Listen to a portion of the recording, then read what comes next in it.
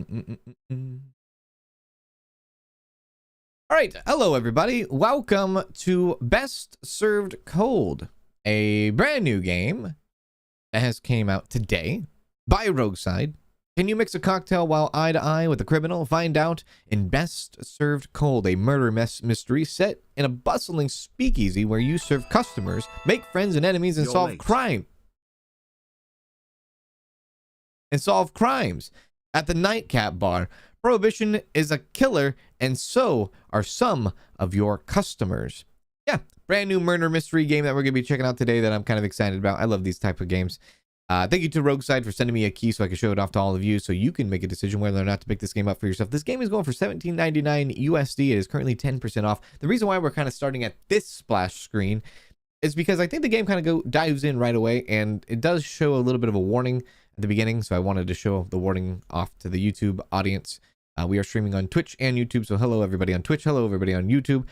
Happy Monday to you. Best Served Cold. Let's go ahead and jump right into it. There is a warning of sensitive topics, I think, in this game, so at least that's what it says. I believe I have to read it for a third time, but let's launch it. Let's send it. Let's go for it. Let's see what this is all about and whatnot. Yeah. Let's do it. Murder, trauma, substance abuse for some players might find distressing. It goes too fast. Best Served Cold today, folks. Best Served Cold. Bukovi used to be a star among cities. It just jumps right in, I think. I don't know. Wealthy and bustling with new businesses. That star's been dying for a while.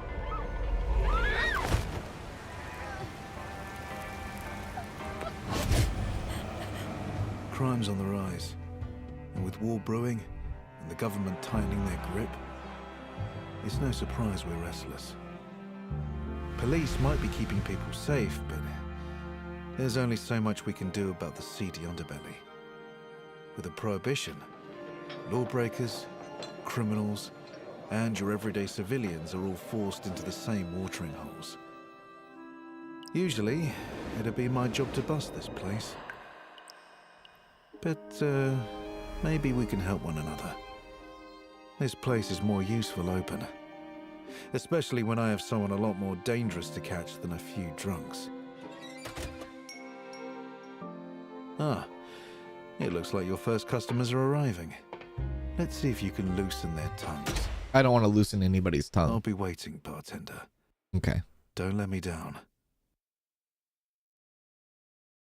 That's voice acting right there, right? That has to be. That's Repo Girl. It's nice to hear. It is. Just gifted 1 sub. Thank you, Repo Girl, for gifting out a sub. I appreciate that. Oh, look at that. So this is the splash screen. All right. So let's take a look at the settings real quick before we jump into this. Yeah. All right. Cool. So, ooh, I wonder if there's a text size. Let's make the text size bigger for our friends that might be watching on mobile device or that have a hard time seeing, like myself. Light mode, we'll keep it in dark mode. Text speed, we'll leave it at normal. Music master, you know what? Crank that bad boy up. Okay, crank that bad boy a little bit down. Perfect.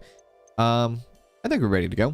So, chat, this is a murder mystery game, and when it comes to murder and mystery, you know I am terrible at both. So, we're gonna watch you play today, and I'm just gonna point and click for you, right? Yeah, I'm just kidding. New game.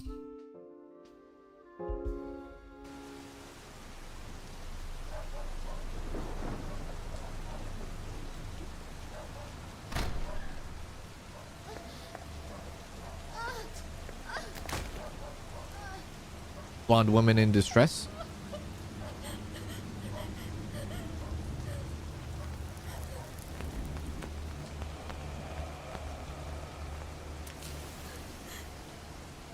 Is that Susie? That's Cans. We already know who the murderer is.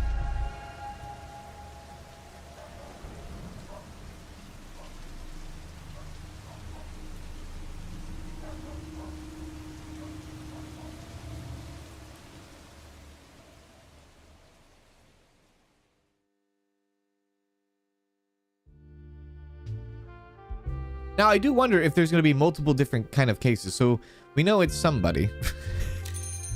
some shady person. Okay, let me actually move myself out of the way because it does seem like there is some things happening. So let me go ahead and move this forehead up just a bit. And if I need to move him up even more, I will. But here we are. Okay. Oh, I didn't get to read what that said. Okay, all right. Okay, listen here. We have 1 out of 16. Let's read our HUD real quick. 1 out of 16. Deadline, number of days past deadline. We are in a bad mood, or I guess maybe this customer's in a bad mood. Intoxication level indicates how intoxicated the customer is. There's sober 0 through 4. There's tipsy 4+, 6+ for drunk, 8+ for inebriated. And then we have affection, indicates how well liked you are by the customer, 25, 50, 75, and 100. Very well. There's profiles, it seems. There's logs that we can look at. There's notebooks, quick saves, quick loads, tutorials, and all that good stuff. I don't know what the first thing said, but this is Vincent, bookshop owner, and your landlord, Vincent, takes a seat at the bar and begins mumbling to himself. What a day! Saurian literature is providence bound in leather, but to my customers, my books may as well be doorstops. Okay, a little depressed there. Everything all right? Clearly not. If I ordered a cart of fools and received just one of my customers, I would have gotten my money's worth. Well, we both know why I'm here. I need a drink, so dazzle me. What's your preference? What's your poison? Pick your poison there, Vincent. This evening, a properly mixed Eastern ruby should hit the spot. So some days your customers will be in a bad mood. This could be the cause of this can also be caused by serving them a ruined drink or by choosing dialogue options that upset them or anger them. When a customer is in a bad mood, it is shown here in the bottom left, right? And thankfully, serving a customer their favorite drink will lift their spirits and cure their bad mood. Press the serve button in the bottom right to start making Vincent's drink. Okay, yeah. This reminds me of a lot like a couple of games we played. Coffee Talk is like, I think, is that the one? Coffee Talk? One that comes to my mind. Customers will usually avoid discussing unpleasant topics when in a bad mood. You have to cure it before you can interrogate them. Why do I get to interrogate them? Ain't I the bartender? Why am I interrogating anybody? As you get to know your clients better, make sure to learn what their favorite drink is. You can always ask them what they like to get a hint. You lift a clean glass from the tray and place it on the table. Vincent perks up. Let's see if we can cheer you up. That's the spirit. All right, so am I going to make a ruby? What? An emerald ruby, I think he said. Eastern ruby. Vincent loves the Eastern ruby, and we want to lift his spirits and cure his bad mood. So let's select the Eastern ruby in the list to start making the favorite cocktail. So this is a cocktail, has a couple of attributes too. Some percentages, some whatever that red is. What is an Eastern ruby in real life? I don't even know what that is. Whiskey, sugar syrup, lemon juice, red wine, ice cubes. Really? Whiskey, red wine, and ice cubes? All right. That's new to me.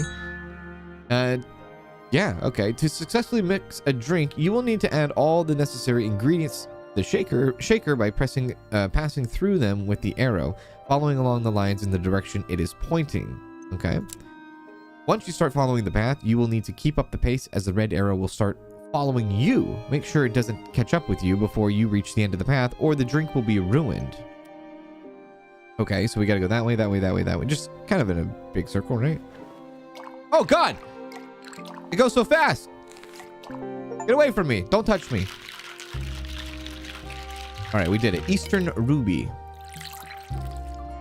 Can I make you a porn star martini, please? What the hell is that? Well done! Vincent is no longer in a bad mood, and he's even gained more affection towards you. The more a customer likes a certain drink you give them, the more their affection towards you increases. Their favorite drink will reward the most heart affection. So we got to remember, Vincent likes Eastern Rubies, yeah? Customers will not appreciate being served a bad drink. If you fail to properly mix a cocktail, customers will be displeased and you will lose all but one action for the remainder of the conversation. So we have action points. Got it. You know me too well. This is my absolute favorite. When I was looking for a bartender to run this place, I hope for someone as good as you, but didn't expect it. Especially with your, well, background. This place could have become not, but cloudy moonshine and rough customers. Yet you are already proving to me more than that. Supply lines for alcohol are fraught, so you'll have to adapt your drinks menu to circumstances. But a recent shipment of vodka from Rusaka came into my possession, and as such, some old classic cocktails are on the menu once more. Lucky me, I suppose. Is there anything else you need? Ah, yes, I nearly forgot. A friendly warning, perhaps. What? My favorite gentleman's club is a buzz with chat. with chat about a crackdown on speakeasies. My companions have warned me that the local Constable Larry is looking to make an example of the flagrant lawbreakers. Sorry, sir, but we don't know any lawbreakers around here. I suppose that's what we are now. We've opened a bar during a prohibition, even if that prohibition is ridiculous. That must have been a wild time in real life, you know? Thinking about it. I know, like, politics and all this, and we want to, you know, money talks. The law is the law, but what's legal and what's right are not always the same thing. The people of is it maybe Sarah? Maybe Sarah should not exchange freedom for safety. What if we get raided, though? It's unlikely they would target any establishment, and I have friends in the constabulary, but you should take precaution nonetheless. Hopefully I'm saying constabulary, right? Try not to irritate anyone who might incriminate us, and don't compromise on drink quality. I imagine most speakeasies are brought down by dissatisfied customers with loose tongues. So we gotta watch out for that. Watch out for customers with loose tongues. Who got shot in the alleyway, though? Do you know who the blonde woman is? I'll be careful, though. Good. You see, there's a reason I bring this up. Oh, crap. Vincent reaches into his inner coat pocket and pulls out a folded newspaper. He spreads it on the bar top so that you can read the heading. Speakeasy, guest found dead. Yeah, that's the woman I was talking about. In the early hours of the morning, the body of an unidentified young woman was found in an alleyway of the Bukovian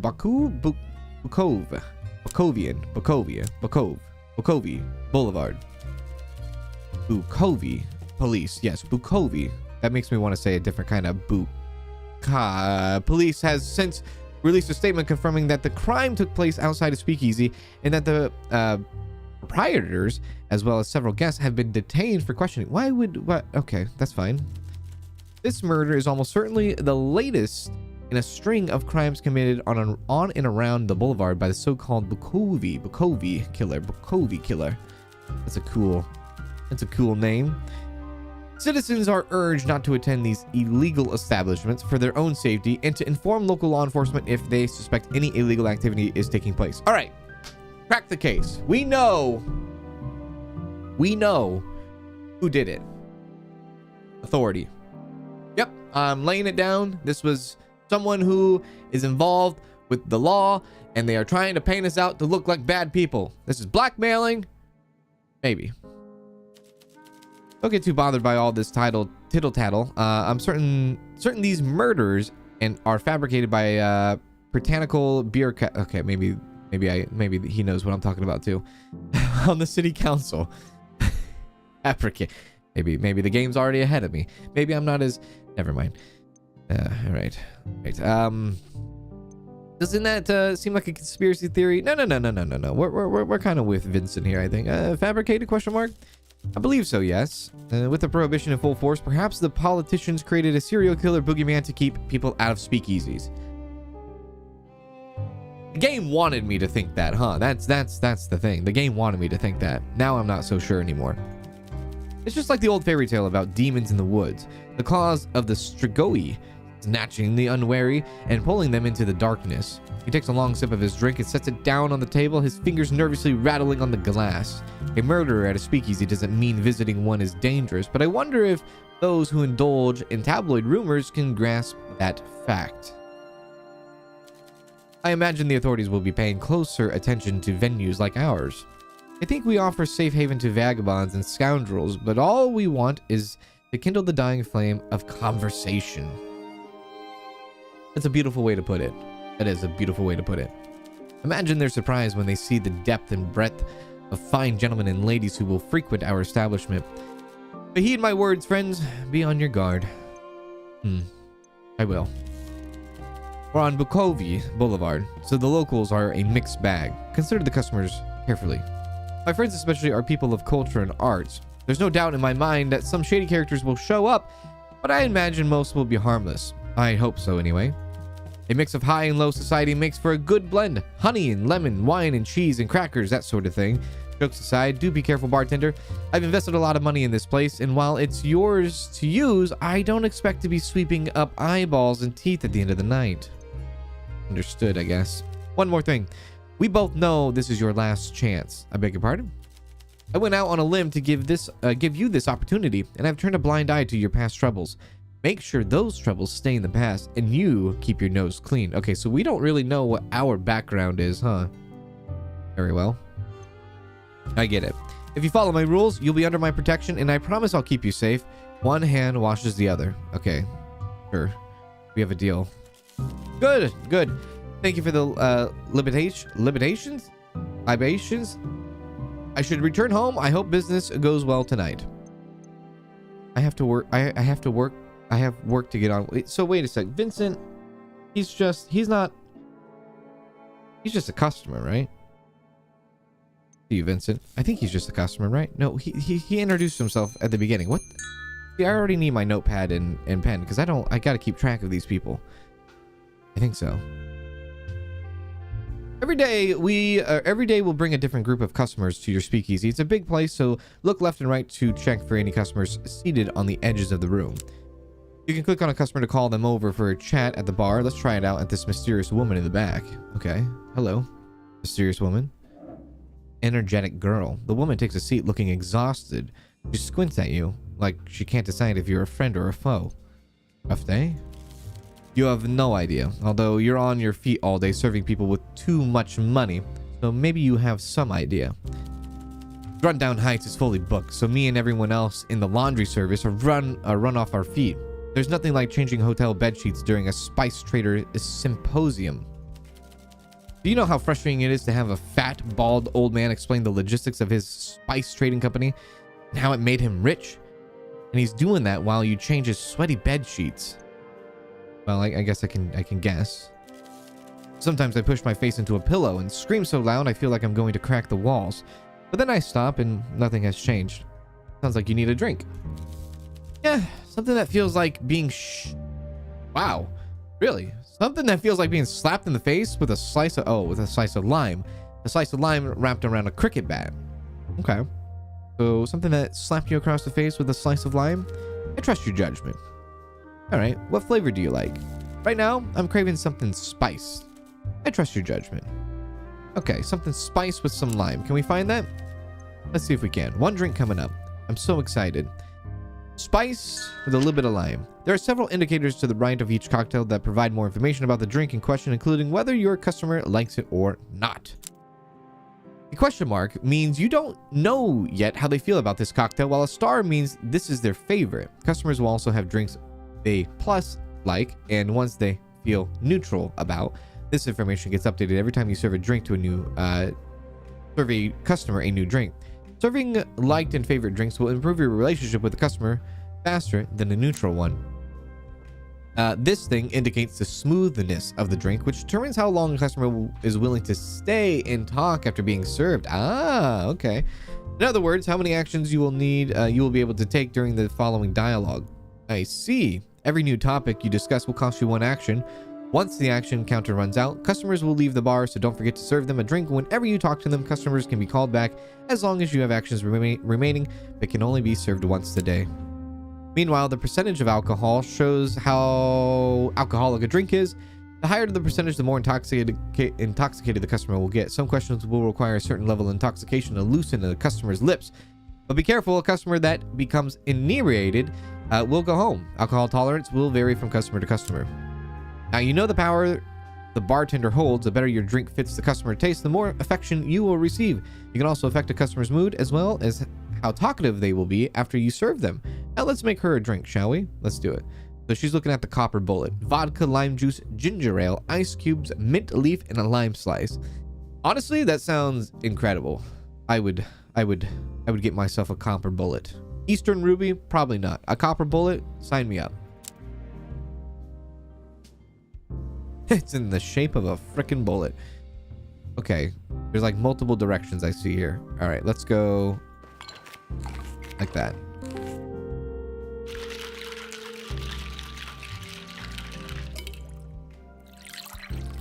Shaken, not stirred. Perfect mix. I know. Ah, damn, this is perfect.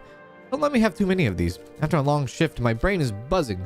I can't just go home with all this fuzz in my head. When the prohibition closed the bars and clubs, everything else got more expensive. An opera ticket cost a month's rent.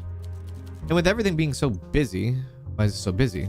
Well, there's the spice merchants and symposium, but there's some big show going on as well. Everyone's wearing their fanciest threads, like women in those sparkly dresses and their heeled shoes. Looks like torture to me. You don't care about clothes? Weird question, but sure. At the hotel, I only see the clothes lying on the floor, stained with peppercorn sauce, coffee, nicotine, and worse. At least the folk going to the shows are clean. I guess I clean up fewer wine stains now, so maybe the prohibition isn't all that bad. Okay, let's stop it. She downs her drink, wiping her mouth for any spills. Whew! Oh, feeling better? She closes her eyes and lets out a long, comfortable sigh. Yeah, I'm good. I really hit the spot. This watering hole is new, right? That weird old guy put me onto this place. The Nightcap just opened, yes. How old? I don't understand the question. How old? Yes, the Nightcap just opened. The Nightcap? Huh, funny name. Oh, I'm Clara, by the way. Mind if I just call you bartender? You don't seem too prissy about the type of customers you get. Rundown Heights has 3 hotel bars, but I didn't fit in any of them, even when they served booze. The staff bar was all drunken bellhops, the mid bar was full of posers, and the Spire Lounge would charge me a fortune for just looking at the drinks menu. This place feels a bit more varied in its clientele. You got all sorts in here. We're all equal when we walk through these doors. Her smile is warm, and she nods a little, like she just made her mind up about you. Oh, very well. I can get on board with that. Well, that's good. Well, I should be heading back. I got Bartistu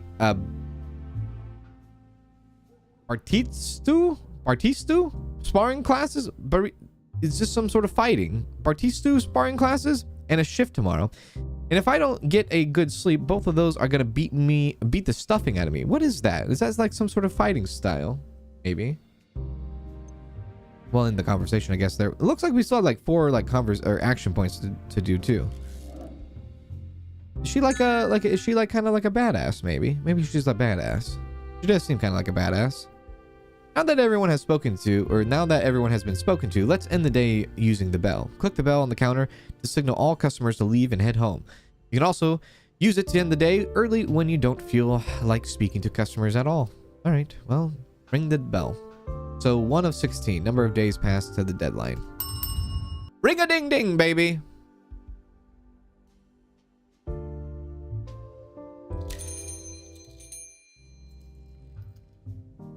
Awkward gentleman comes in. A new customer takes a seat at the bar. He takes a slow look around the room, then at you. He glances back at the entrance a few times like he expects someone to sneak in after him. The man doesn't hesitate to tap the bar, demanding the attention you're already giving him. Where can I get you? How does this place work? Like a regular bar? No butlers or whatever? I just want a drink. Anything in particular? I don't care, you choose. How does this place work? Just like a regular bar? No butlers? Whatever? Yeah. You know what? You don't have anything in particular. All right, so we got to figure you out, Mr. Awkward Gentleman. How would I figure you out? Doesn't really give me any clues, but sure. He looks like a night count. Ice cubes with gin, vermouth, triple sec, lemon slice. Maybe he's an evening prayer. Gin, vodka, white wine, a lemon slice. Maybe he's a poison drop. Maybe he's a wake-up call. A little bit of vodka, a little bit of coffee liquor, sugar syrup, espresso, coffee beans.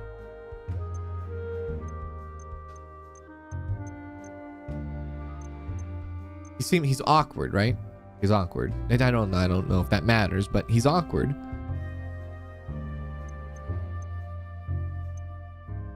You know what? Let me hit you with the... Give him a poison drop.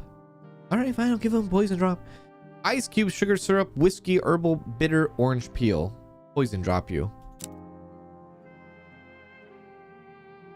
Okay, let me see it. Go there, there. Ooh, there. Oh, God. Okay, so there. Okay, there. Okay. Love it.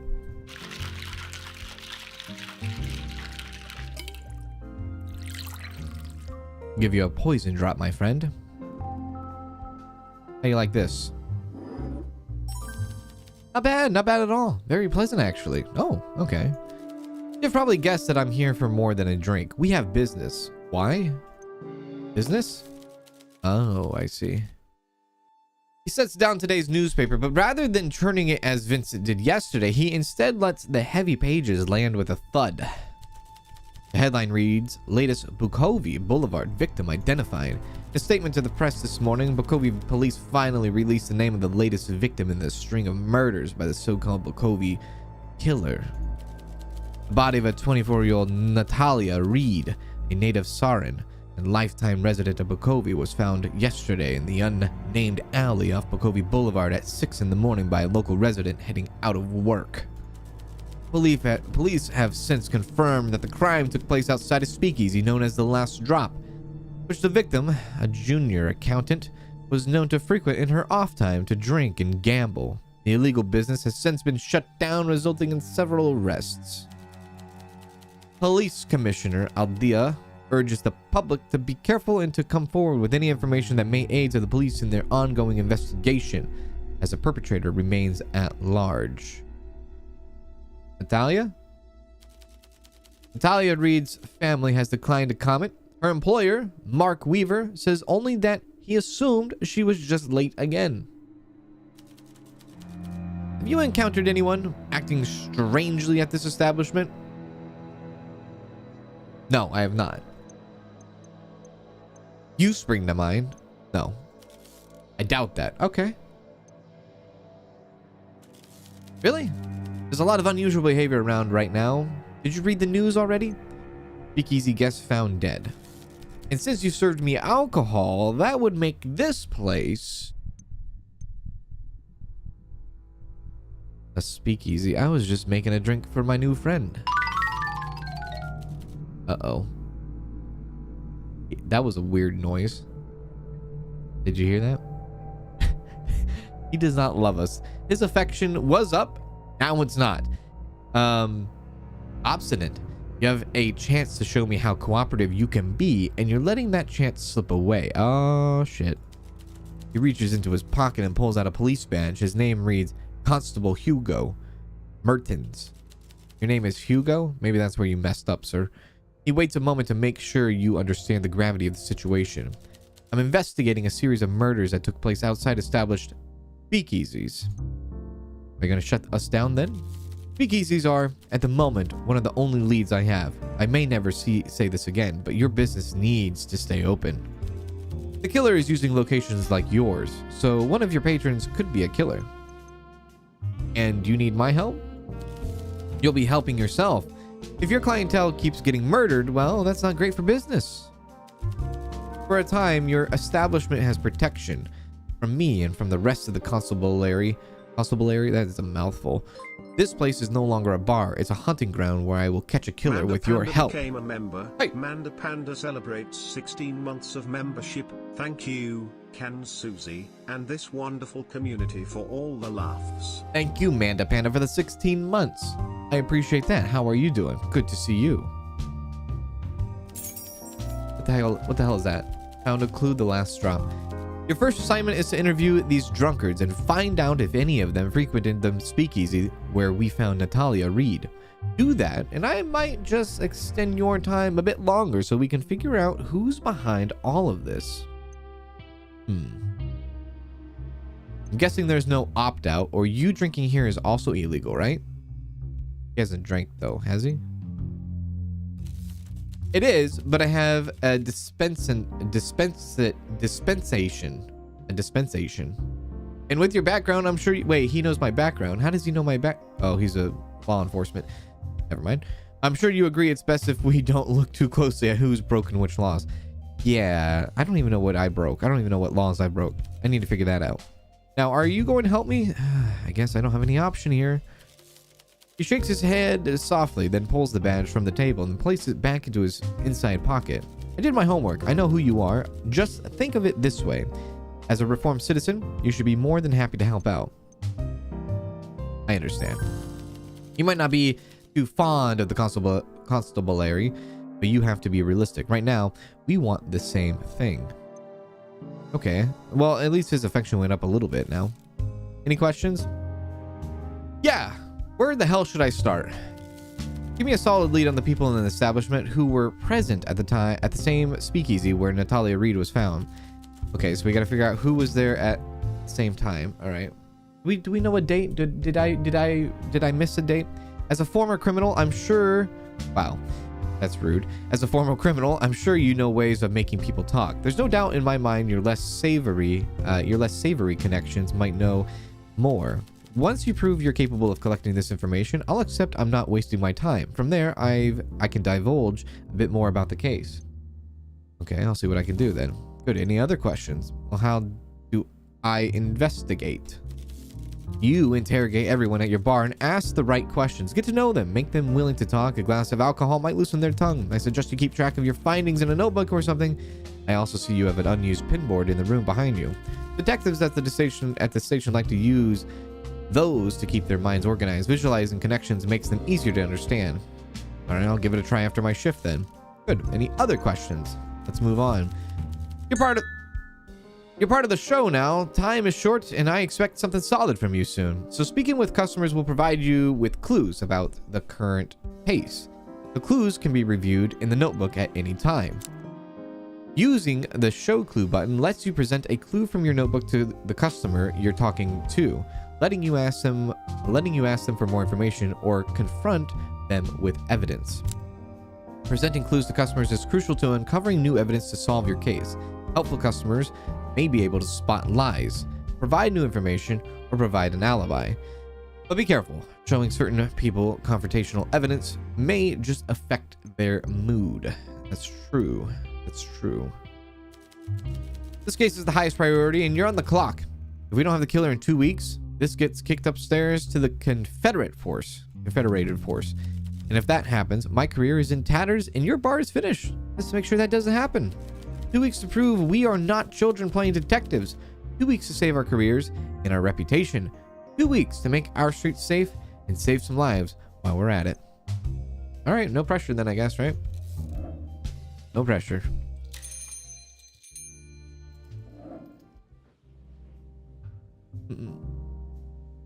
Peter Wagner enters your bar. Who the hell is Peter Wagner? You recognize him by the scar on his cheek. It's been a while, and you don't quite know if you're ready to see him again. Interesting. He takes a seat, looking you in the eye. You can't quite tell if he recognizes you. You hope he doesn't. Welcome to the Nightcap. Creative location for a speakeasy. The filth are looking for old bars opening up again, not basements owned by bookworms. Make me a real drink so I can forget all the weak cat piss they serve in the stacks. If memory serves, you mix a good cocktail, though usually a bit sweet for my taste. Okay, so he doesn't want anything too sweet. Do we know each other? Let's skip straight past this, but bit of the conversation. I know you, and as soon as I stepped through those creaky doors, you knew me too. All right, well then I'll get you a drink, Peter. He raises his eyebrows and shoves a few coins in your way. Let's see how this new job of yours is working out, eh? All right, so he doesn't want anything too sweet. Got it. Let's see. Peter leans low and his chin rests on the bar, the light catching the long scar on his cheek. His eyes twinkle as he looks up at you. Let's see if I can remember what you like. Let's see indeed. What would be considered sweet? I think a night count would not be considered sweet, and it would have a high dose of alcohol. Poison drop could be sweet. Mint punch. Pirate's joy is all sweet. Femme fatale is not sweet. Eastern ruby could be sweet. Evening prayer is pretty straightforward. You go with the nightcap. Oh, sorry, the night count. I see. Night count sounds good. Coffee is so sweet. Gin, vermouth, triple sec, lemons. Let's go with the night count. Oh my god. Okay. It's a bat. All right. Got you.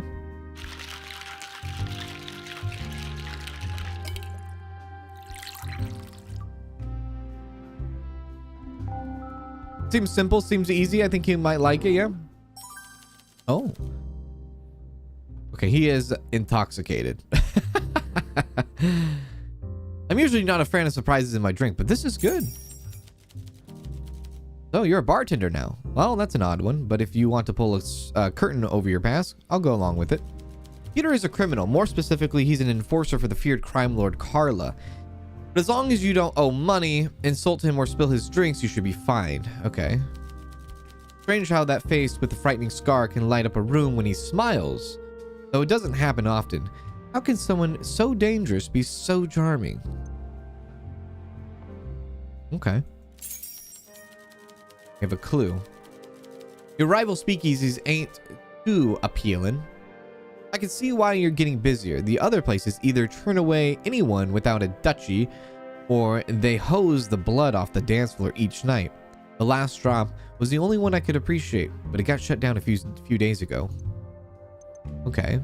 And what's your job these days? What's a little blood to you? Let's ask him, what's your job these days? My collar is blue and I work with my hands a lot. Some of the other fellows in my line of work have a bit too much fun for my tastes. You don't like your colleagues? I reckon my job ain't good or bad. It's neutral, cause and effect and all that. What I do is a natural result of the system we all live in and the deals people make. I don't get it. I take no responsibility for what happens to the folks I collect from. The enforcer. They knew the deal. Oh god, I didn't get to read the rest of that. He takes a final long sip of his drink and sets the empty cup down on the table. You're not a complete monster, are you? I'm just Peter, and I play my part without prejudice or pleasure. Like I said, cause and effect. And now, if you'll excuse me, this drink has had an effect on me, and I need to take care of that. So we know that he's, you know, whoever Carla is. Maybe that's Carla in the back. I don't know. Have a good one, good sir. We gotta bring that busty lady over here. Get over here! Extravagant lady.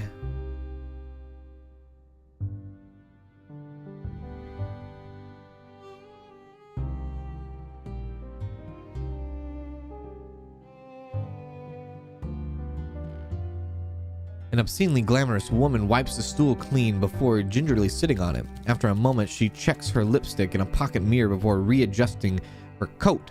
She leans forward to meet your gaze. Welcome. It's certainly cushy down here, to think. This grand a place below a bookstore. How very Vincent. You know Vincent? Yes, he's the man who invited me. He probably mentioned I'd be showing up.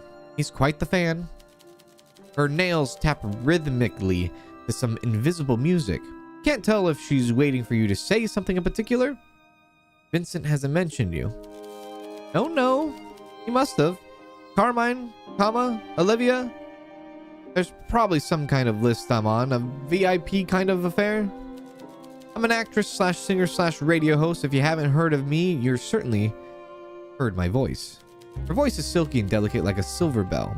You don't mind listening to it, even though it drips with audacity.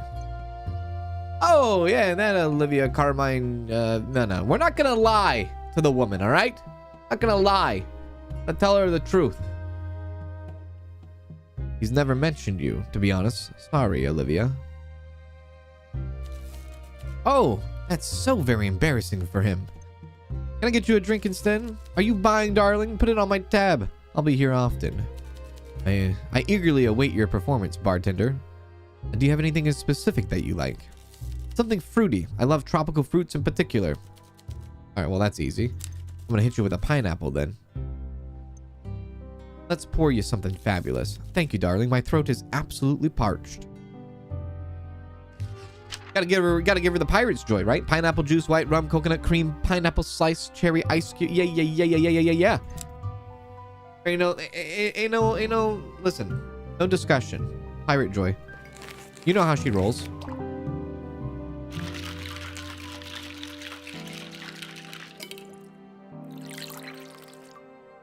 Easy.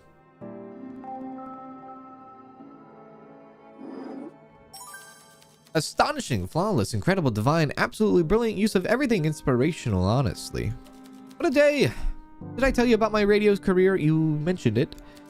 She doesn't wait for an answer. Instead, she leans forward and curls her finger to pull you close. Oh my God. Well, today I spent the majority of my time reading contracts. I'm starting my own show, you see. Uh-oh.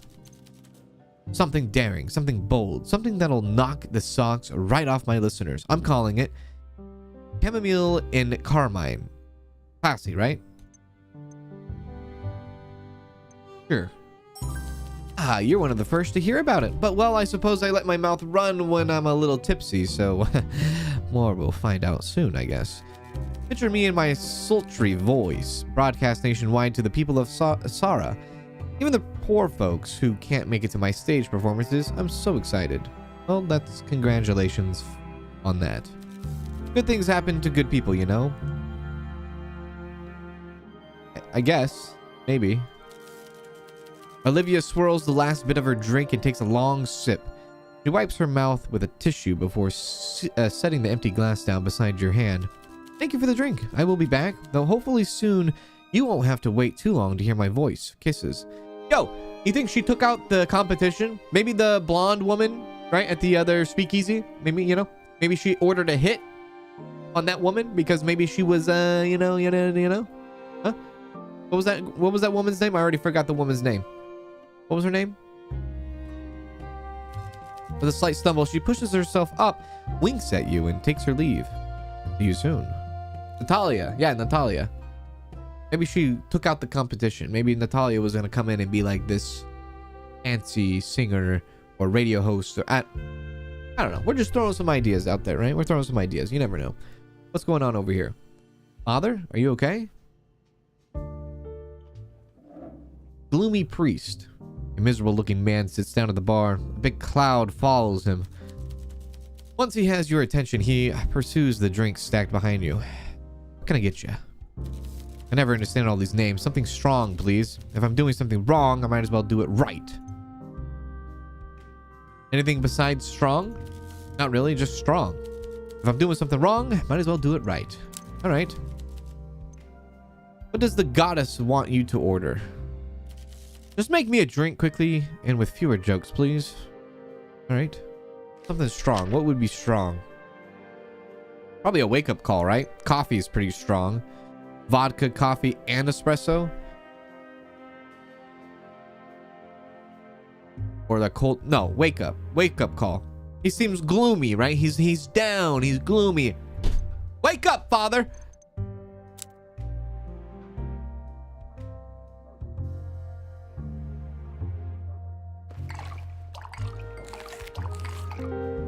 Get it together.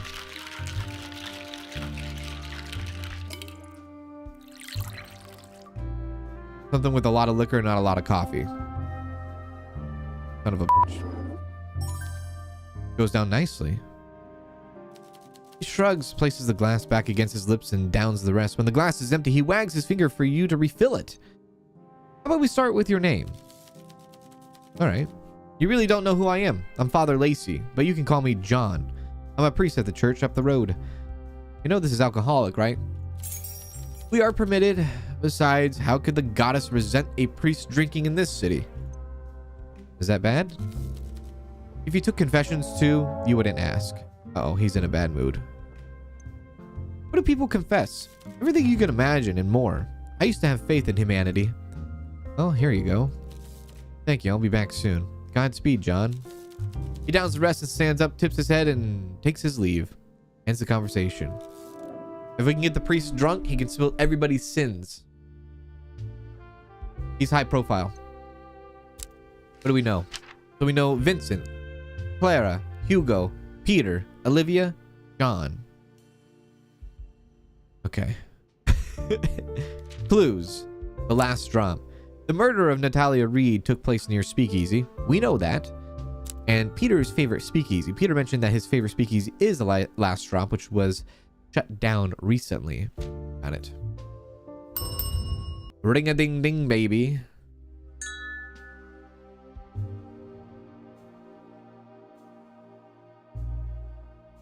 At the end of each day, you return to your home office where you can review your clues on the clue board and try to make new deductions. Besides structuring your thoughts, the clue board also has another very important function. Some clues can be connected to form a new evidence, spot a contradiction, or two pieces of evidence that tell you something about the same person or event. Try combining them. You can combine two clues by connecting their pins with red strings. Oh, this is cool, dude. To place a clue you have found on the board, simply click on it and drag them over to the clue list on the right. Clues on the board can be arranged as you wish to help you investigate. Last drop. Peter's favorite speakeasy. The two clues you have right now seem to be related, don't they? Let's try linking them together. Click one of the pins, then drag the string to the other clue and see what happens.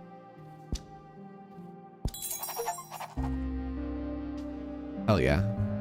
Peter frequented the last drop, the speakeasy where Natalia Reed's murder took place before it was shut down. He should be able to tell me who else went there to drink, and if any of them visit the Nightcap. So components. Peter's favorite speakeasy. Yeah. So next time we see him, we should be able to do exactly that, right?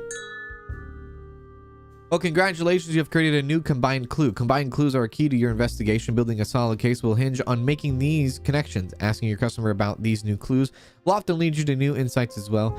Not all clues can be combined, of course, but if you're ever stuck, try and see if there are any deductions you can make. All right. Oh, Peter's street smarts. Okay, we'll just leave that on the board. I don't think we can do that. No, nothing else, right? Yeah. Okay. End the day. End in the evening and go to the next day. Yes. All right. Now we're understanding. This is cool, dude. Wednesday. Oh my god, there's so many people here. What in the hell? Peter's back though. Well, look who's still open in a world of dwindling light. You're a beacon in the night. I don't plan on closing anytime soon. Let's catch up, just like the old days. Now press the shadow button, clue button, to open the notebook and present him with a new combined clue. Select the Peter Street Smarts clue to ask him for more information. Present the clue.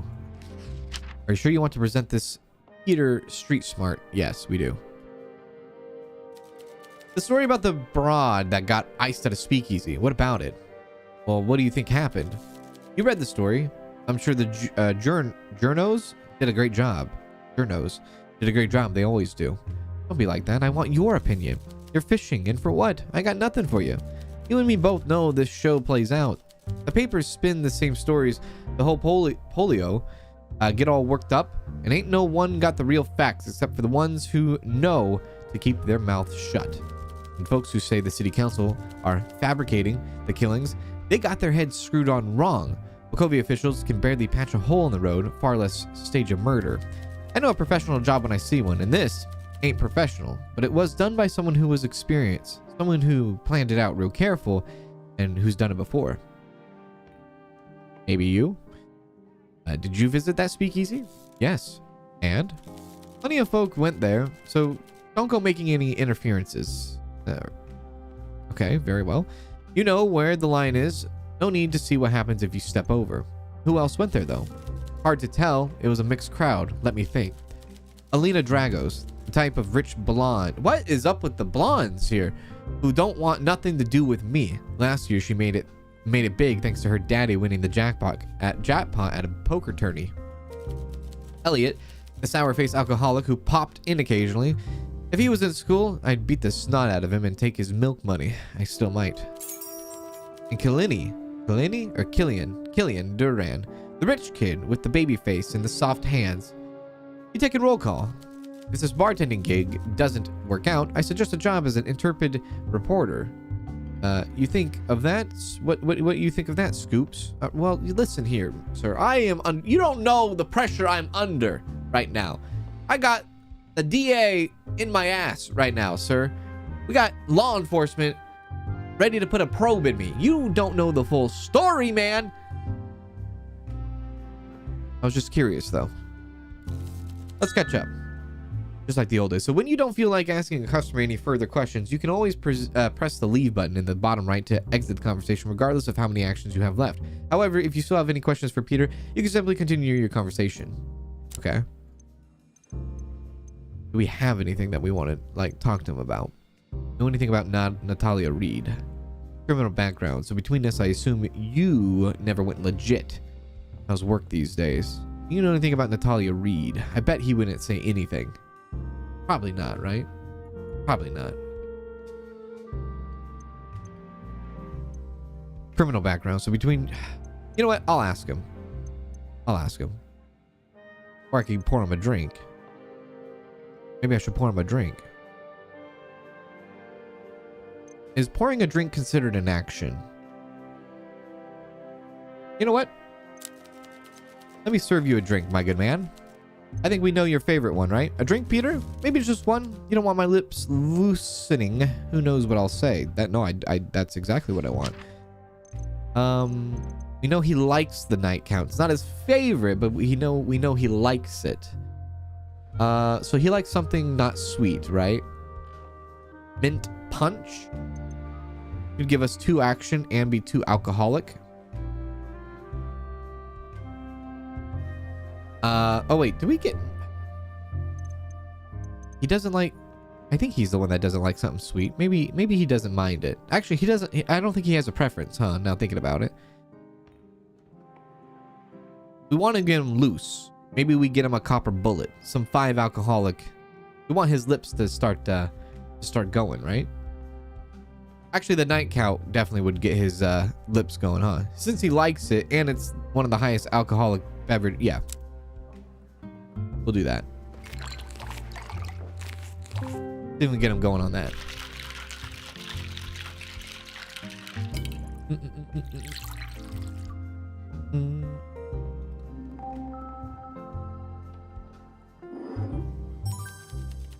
I'm usually not a fan of surprises in my drinks, but this is good. Let's catch up, just like the old days. So we gained an action from him, and we got him a little bit... What is he at? He's considered... I guess he's considered tipsy. Know anything about Natalia Reed? Shame about her accident. Her murder. Murder, then. I saw her here and there, and I reckon it's real odd that she got iced. Why would you call it an accident? Why odd? She didn't seem like the victim type, you know?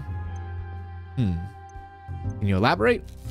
He tilts his head for a moment, and you see his eyebrows shift, giving you a knowing look. She was confrontational, fearless. Most people are intimidated by me, but she brushed me off. She brushed off my employer a few times too. Usually the ones that end up victims are the ones who don't fight back. Even drunk, she probably put up a good fight. Really? I reckon so. Killed from behind, right? Whoever stuck her probably thought they couldn't take her in a fight. The police, whoever is holding your leash, should be looking at cowards. That's what you should be investigating. Who says I'm investigating? You're asking a lot of questions. People with our background know better. No one ever got iced for asking too few questions. Well, you're right. He does have a point. If you got someone pulling your chain, I get it. Someone holding something over you, I guess. I guess he does understand. Maybe. Don't be coy. We go way back, so I get it. Right. Let's catch up, just like the old days. So, okay. So that was pretty valuable, I would say. So she was a strong woman. And somebody who was going to get her is a coward, most likely. We can learn about our criminal learn about his criminal background. We would have only one action left. I think it's one action for this person, right? I believe it's one action for this person. I don't think it's an action for the entire bar. So I'm willing to hit you with my last action on Between Us. I assume you never went legit. Let's both assume I'm not in the mood for this conversation right now. Ask me again when your words are as sweet as the booze.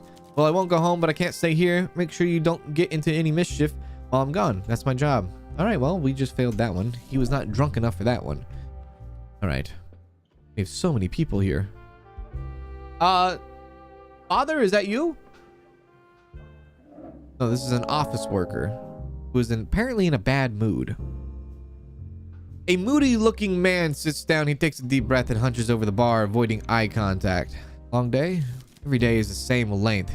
Can I get a cocktail? Sure. As your hand moves to the grip of glass, he holds his palms up, stopping you. Wait. Please make sure it's a clean glass. All of our glasses are clean, sir. I'm sure, but I've had bad experiences. Smudges and stuff. One glass, no smudge. Good. I'll have that cocktail. I'm waiting. Any particular flavors? Nothing too fruity. I don't like seeds or pith in my mouth. What the hell? Pits? Maybe something minty. Okay, I got you. We got a mint one. 100%. Yeah. Coming right up. Hope it's good. Mint punch. I don't think that there's any other minty. I think that's the only mint drink we have. Mint punch. There you go.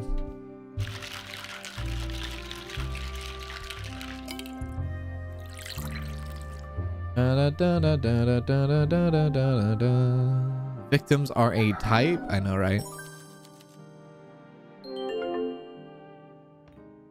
That's a nice drink. Clean glass, crisp taste. You watch him down the rest. When the glass is empty, he wipes it carefully with his sleeve, making sure to clean the rim where his lips were. Are you a big drinker? There's not much else to do in Bukovi. To be honest, I'm not usually out on days like these, but my date got canceled. Are you open the whole weekend? We are. Good. That's when I usually need a drink. I'm Elliot, by the way. Oh wait, Elliot. No. I live a few streets over. Well, it's nice to meet you, Elliot. Can I get you another drink? No, I should head home. Thanks a lot for the drink. I'll be back soon. Okay. Elliot. Very well.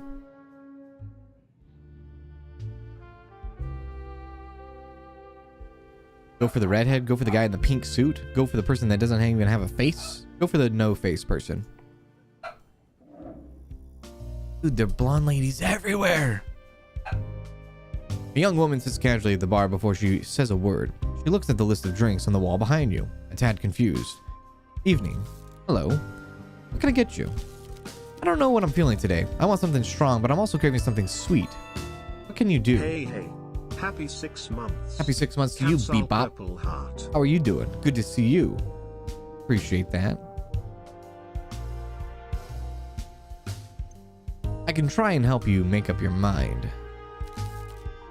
That'd probably help. Let's roll the dice. Surprise me. So, she wants, just to double check, she wants something strong but sweet. Strong and sweet. Okay. We could do something strong and sweet. Possibly. Thank you, Bebop, for the 6 months. I appreciate it. Strong and sweet. Pineapple, Pirate's Joy, yes, but maybe there's something else. What would be strong? Not white rum. Maybe vodka?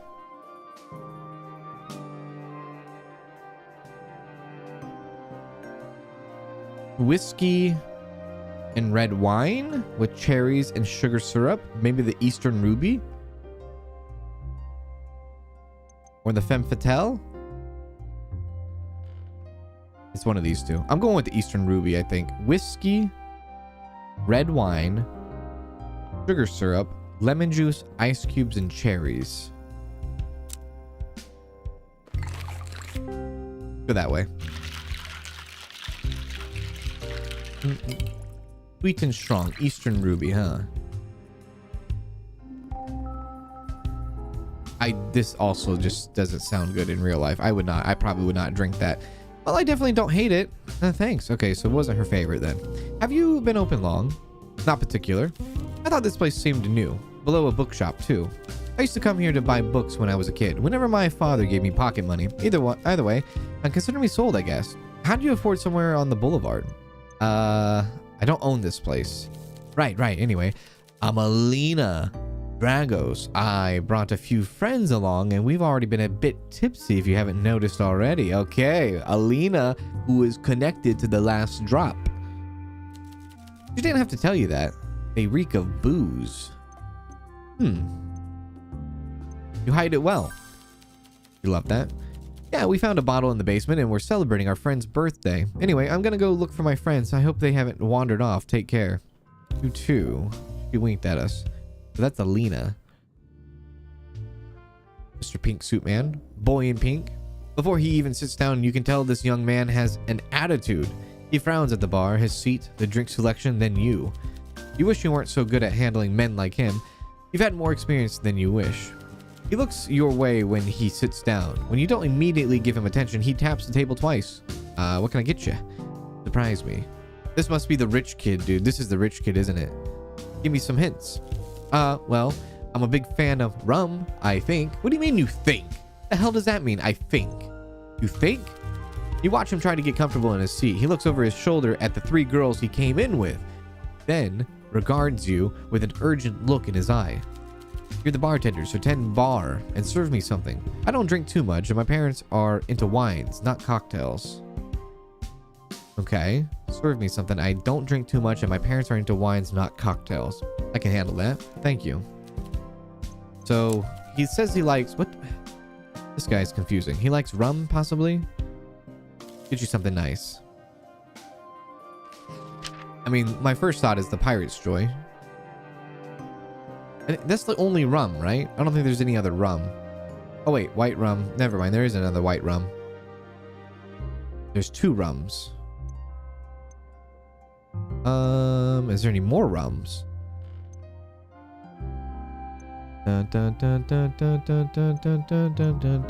No. So those are the 2 rums. He's with a bunch of women. Maybe he doesn't want to get too drunk. Maybe I go with a mint punch.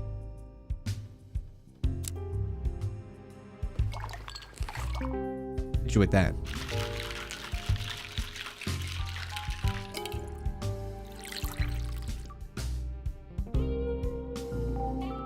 Seems good, no? Oh, this looks fine indeed. Killian, you might have met my parents at some point. The Durans? No, I don't think so.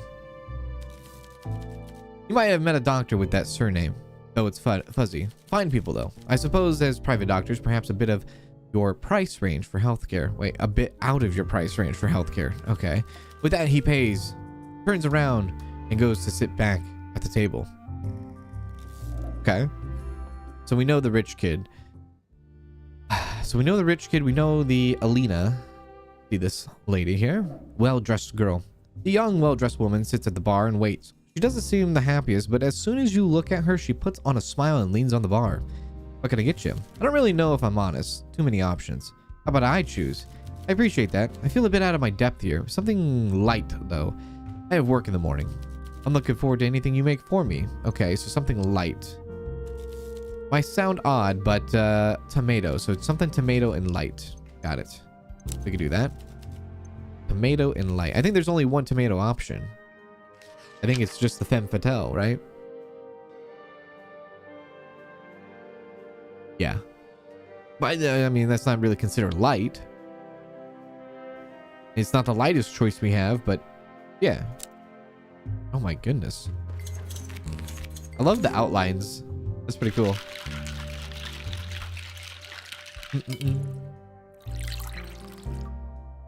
I don't know. Some people are a fan of Bloody Marys. I'm just like, you know, I don't understand the hype. That's lovely, thank you. Places like this are fascinating to me. I'm not used to all this. You're as welcome as anyone. She tilts her head as if she's wondering whether to agree or not. I keep thinking the constabulary will arrest me any point. If any friends were caught, they would pay a fine, but I end up in jail. I understand. Why? Because you have the rich friends and they have connections and all that? Yes, I think you do.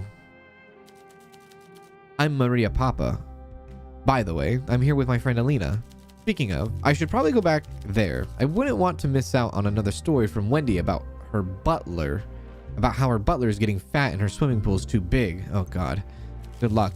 You see her put on a smile, grab her drink, and make her way over to the table. Alright, very well. We'll get the redhead now.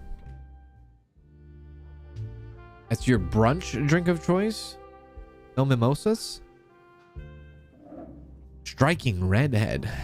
A woman sits down at the bar. Her eyes are piercing and she scans the room. Then you, taking everything in. She dressed up with a diamond earrings and pearl necklace and a coat that could be milk. Can I get you? This place is as charming as it is easy to find. When Alina mentioned a speakeasy on the boulevard, I can't say I expected this. Money has flooded into the Bukawi boulevard and washed away the dirt, but some of the character too. However, it seems to have flowed past this venue without impact. Can't tell if that's a compliment, I guess. I'm confused. Do you like it here? Can't tell if that's a compliment. As close to one as you'll likely get from me. I'm Wendy Brooker. You might have heard of my father. You haven't, but she says it with enough confidence that you feel like you should. Well, I don't think you'll need to ask around too much to know my reputation. Impeccable. And if you stay on my good side, I'll even think of an endearing nickname for you. I'd rather not. Okay, do you want a drink? Don't make me beg, please. What would you like? Something strong enough to make everyone look just a little more fabulous, but not too much. Okay. Okay. A difficult task, but nothing is impossible, darling. So something strong. Okay. Cold winter, wake up call, copper bullet, Eastern ruby, evening prayer, not a night count. Maybe I give her an evening prayer, gin vodka, white wine, and a lemon slice. Something simple, easy. Yeah, I think so.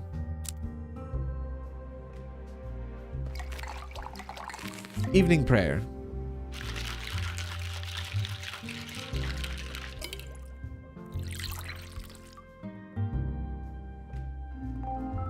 She looks like an evening prayer kind of woman. Ah, yes. You know how to pour a drink with some glamour. I never doubted you. I'll take this back to my table now, darling. Enjoy. All right, so we met some few people. That's for sure. We did meet some people. I don't think there's anybody else that we need to talk to, right? Nope. Got a little bit of everything. Go ahead and ring the bell. End the day. Unless... Wait a sec. What if I called Alina over again? Hello. What does a girl need to get a drink around here? Evening, Alina. Let's catch up on all the gossip. Ah, yes. Let's do this.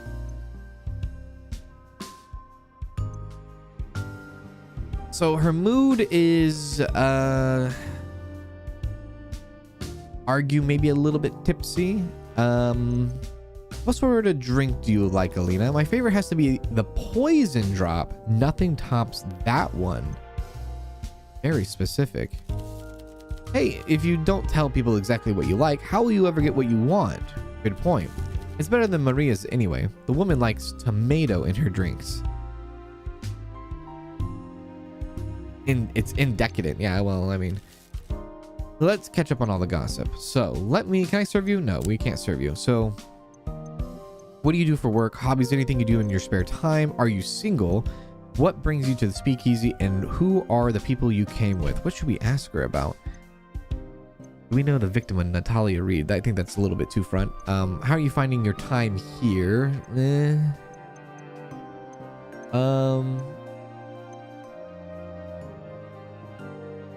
We kind of know a little bit about her friends. What brings you to the speakeasy? Maybe we'll ask her that.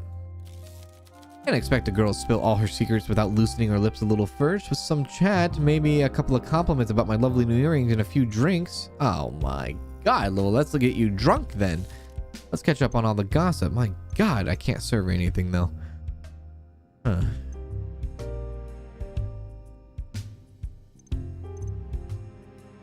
So, what about... How are you finding your time here?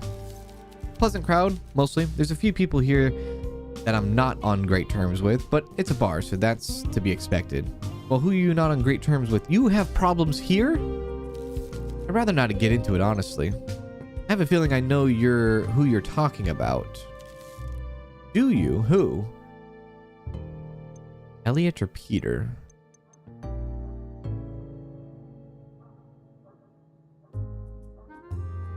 If I confront her about Peter, that could be dangerous. Peter. Peter? Nah, Peter's a pussycat. You just gotta give him a saucer of milk and stroke his fur. And by that, I mean give him hard liquor and don't owe his boss any money. Well, at least she knows who Peter is. That's my experience. At least Maria's too. How do you know Peter? You mean, how does someone like me know Peter? He's been to other speakeasies, and when he's not collecting money, he's a sweetie. Really? Let's catch up on all the gossip. Yeah. That was pretty nice. Okay. All right, girl. What do you do for work? Nothing. Oh, all right. Well, I guess you don't need to then, right? Exactly. My family's fallen into wealth through sheer luck, and I won't let us fall out of it again. Or out of it. Yeah, wait, let us fall out again. I have plans to keep us where we need to be. My dad might end up losing his fortune again, but I'll be glad to take him in when that time comes. He has a motive, possibly. Did you ever work at all? Sure, and for a man who... Well, it doesn't matter. That's all in the past.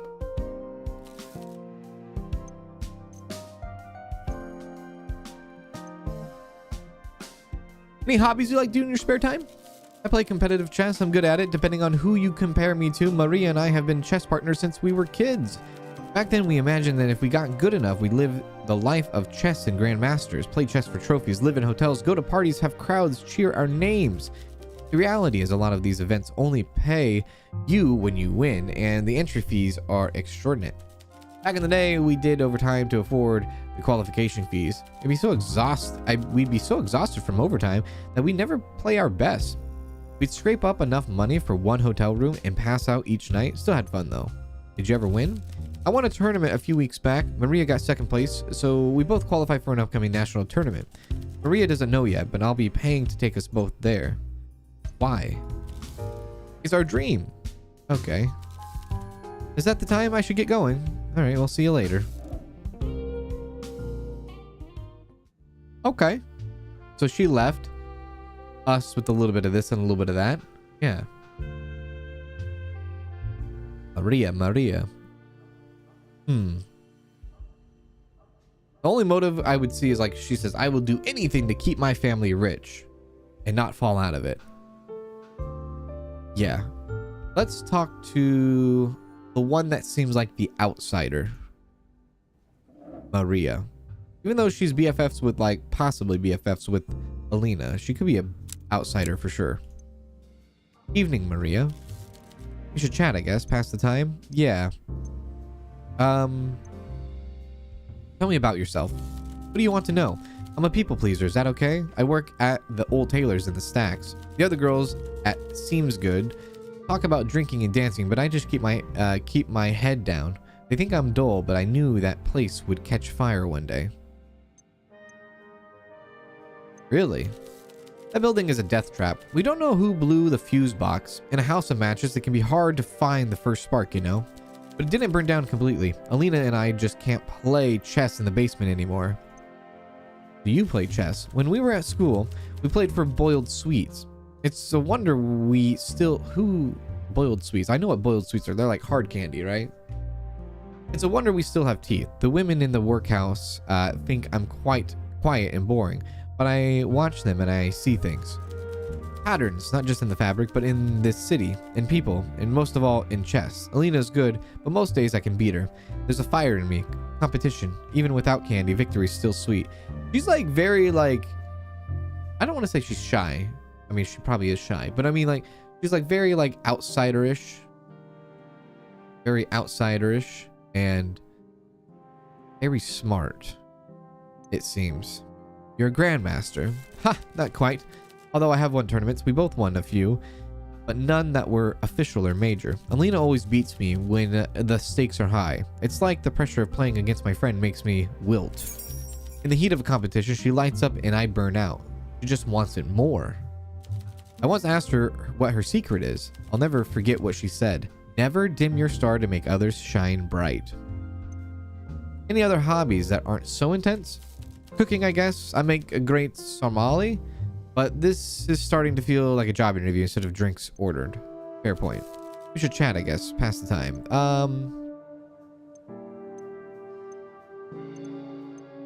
She's not a big drinker. You and Alina play chess together. Let's go on about that, yeah? We do, yes. We've been partners since we were 8. We met at chess club in school. We were rivals, but ended up being best friends. That's a long friendship. I know her better than myself at this point. Just as about getting into your opponent's head. I like it inside hers. Does that sound strange? Maybe. Possibly. Thank you, Shani Brook, for the 10 months on Twitch. How you doing? Thank you very much, Shani Brook. It does seem a little strange. We can get very competitive, but we share the same dream to get a little bit better every day and to beat all those stuffy old bearded men at the chess council together. We know each other well, so well. I'm not sure our practice is helping us get to the next level, but I also just enjoy the time we spend together. Okay. We dream of one day beating Bukovi's top grandmaster. We're getting close. Alina won a tournament a few weeks ago, and I came second. I was so happy. We played against each other in the finals and it was intense. It felt like my whole life was building to that moment. Since we were in the top spots, we knew we already qualified for the next tournament in a few months with the Grandmaster, so in a way the final was like a victory lap for us. Have I talked about chess too much? Sometimes I can't tell if I'm talking too much about something I love, but either way, thanks for listening. No problem. We should chat again. Yeah, do you know anything about Natalia? Or do we want to go big drinker? You're not a big drinker. Not at all. If I'm honest, I came here because Alina asked me along, and leaving her at a bar alone isn't something I'm comfortable with. You're a good friend. I think so too. Alina and I have been through a lot. I like knowing she's safe, even if it means drinking. Oh, it's not so bad. Sometimes having a few drinks make the book I'm reading even more exciting, though I often lose my place and have to read the same page over and over. Well, you're welcome to read anything on the shelves. Really? She loved that. She build that affection up, baby. I mean, thanks. Thank you. I wasn't sure if a speakeasy was for me, but a speakeasy with a library? That's right. And then, by any chance, do you know who Natalia Reed was?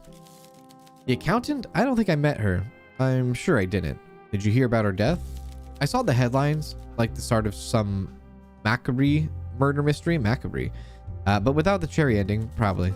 The police will catch whoever did it. Maybe a killer can get away with murdering street girls or factory workers, but not someone like her.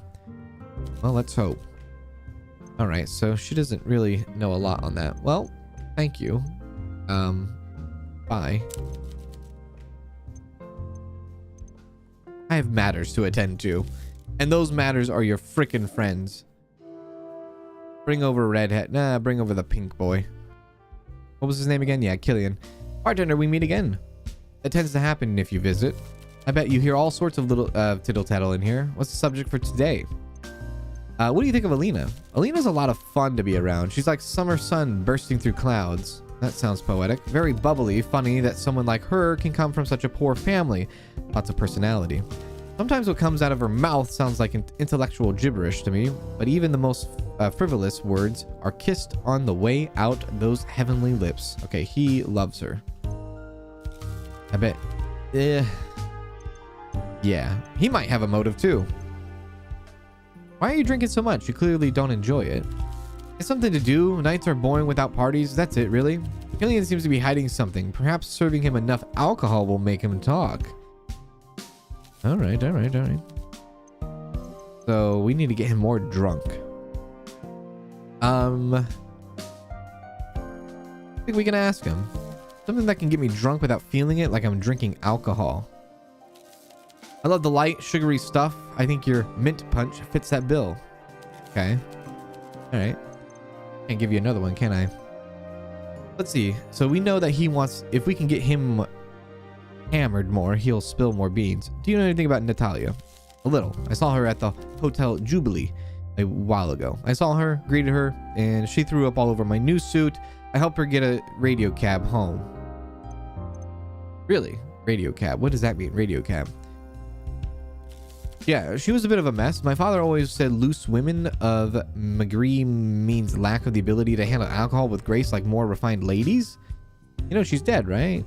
Yeah, Alina told me this morning.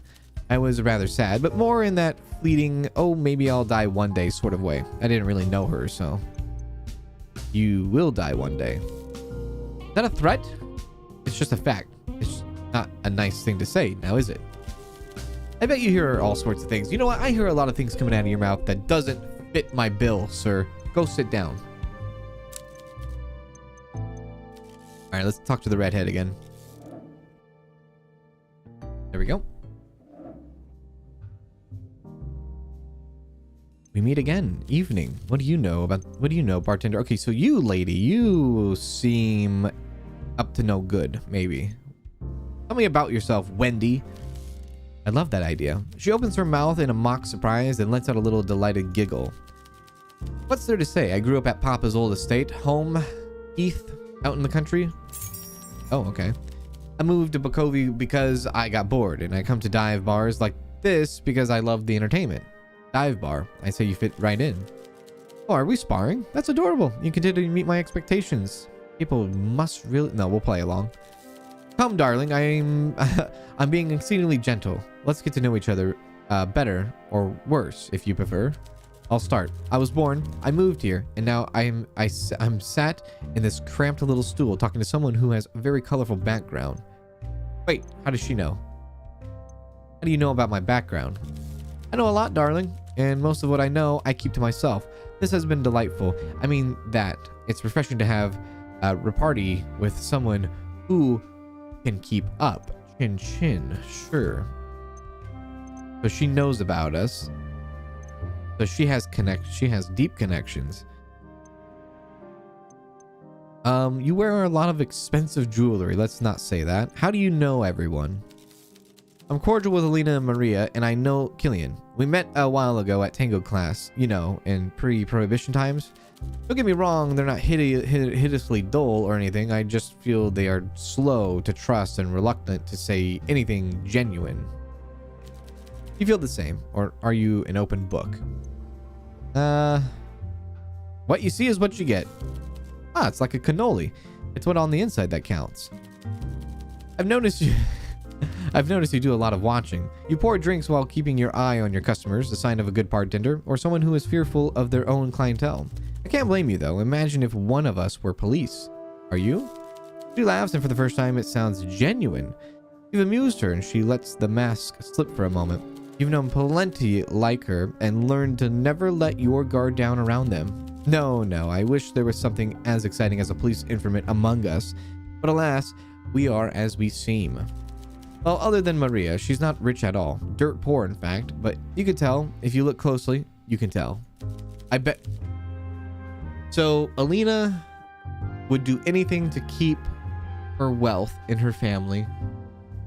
Maria is super smart and close to Alina, but also is poor and hangs around a bunch of rich folks. Okay. She purses her lips briefly and smile flashing across her face.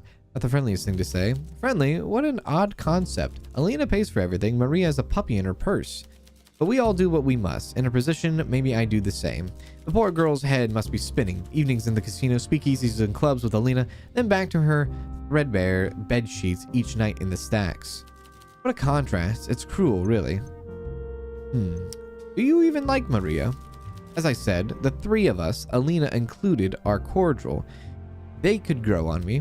Maria and Alina have some quirks, which I like, imperfections, and they're both sharp as tacks if you haven't heard. Maria hides it under a shy facade, that's what I think too, while Alina hides it under a layer of, well, blondness.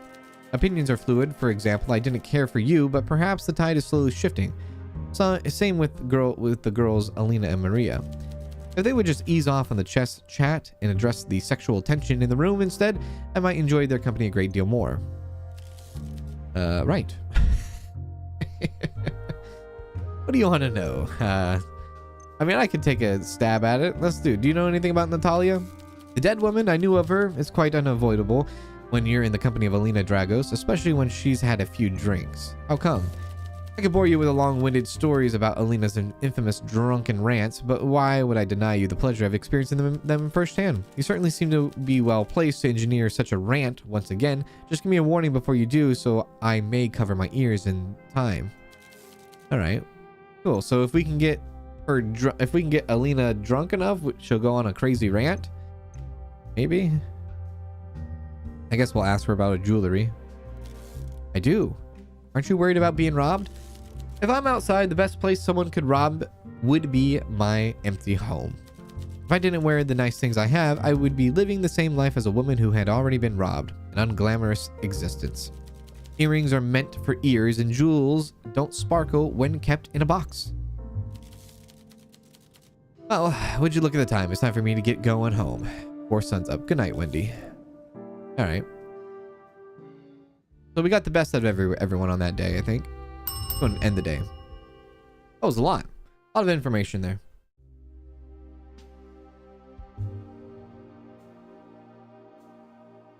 Possible patrons.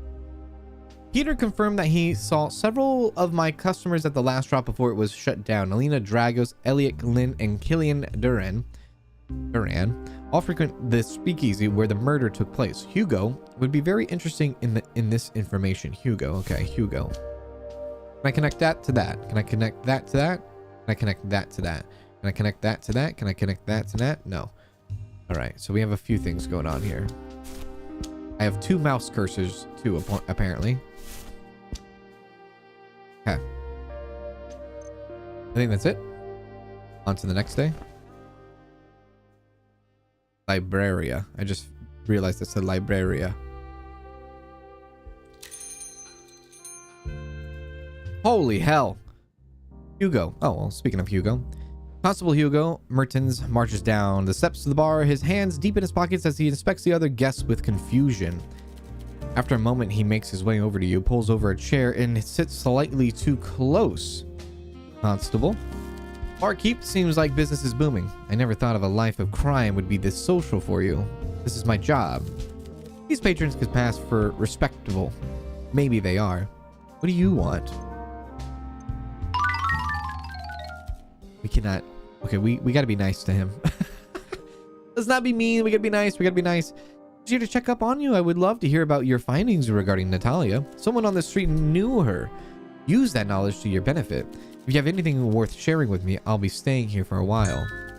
All right, so notebook. Open up the notebook to present him the new clue. Using clues on the detective like Hugo will never consume actions, so make sure to show him anything interesting you find. He may have useful insight.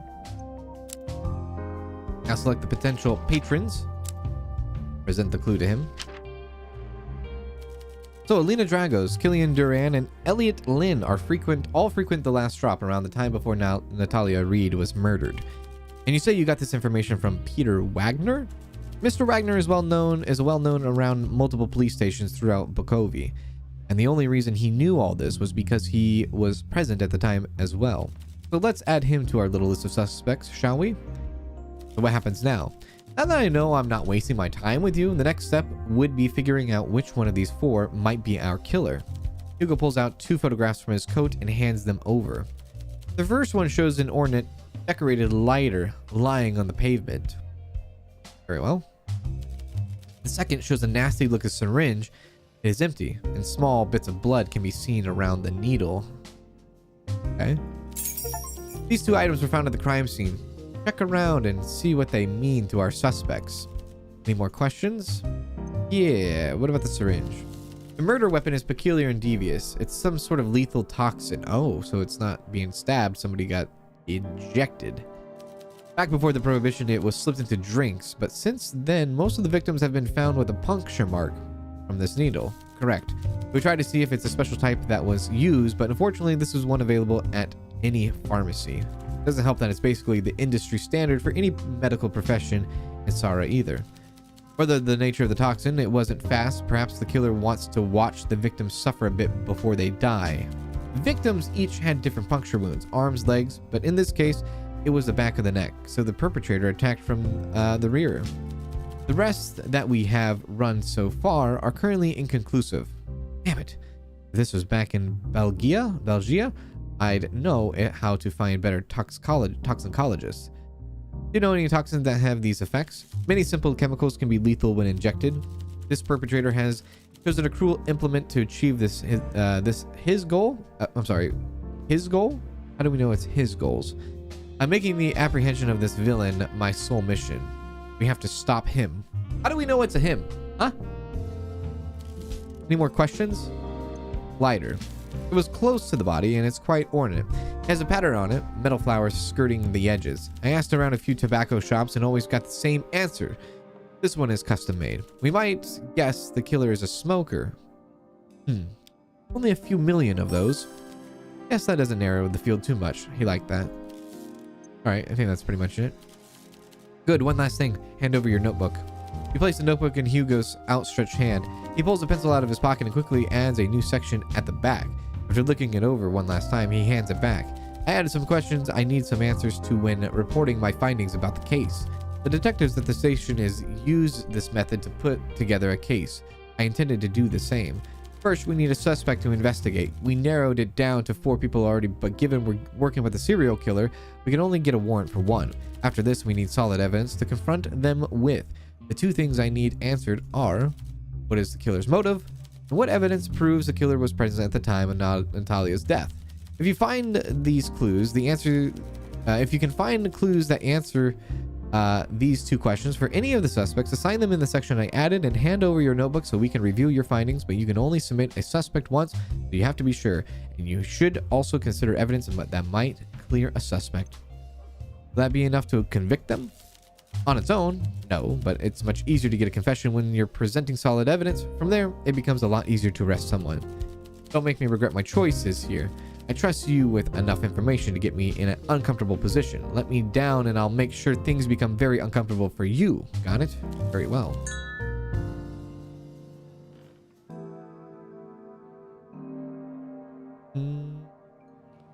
The butler did it? Hugo just added a brand new case tab to your notebook.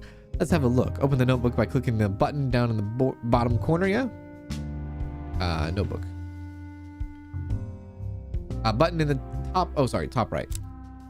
Select the highlighted tab at the top to navigate to the newly added case page.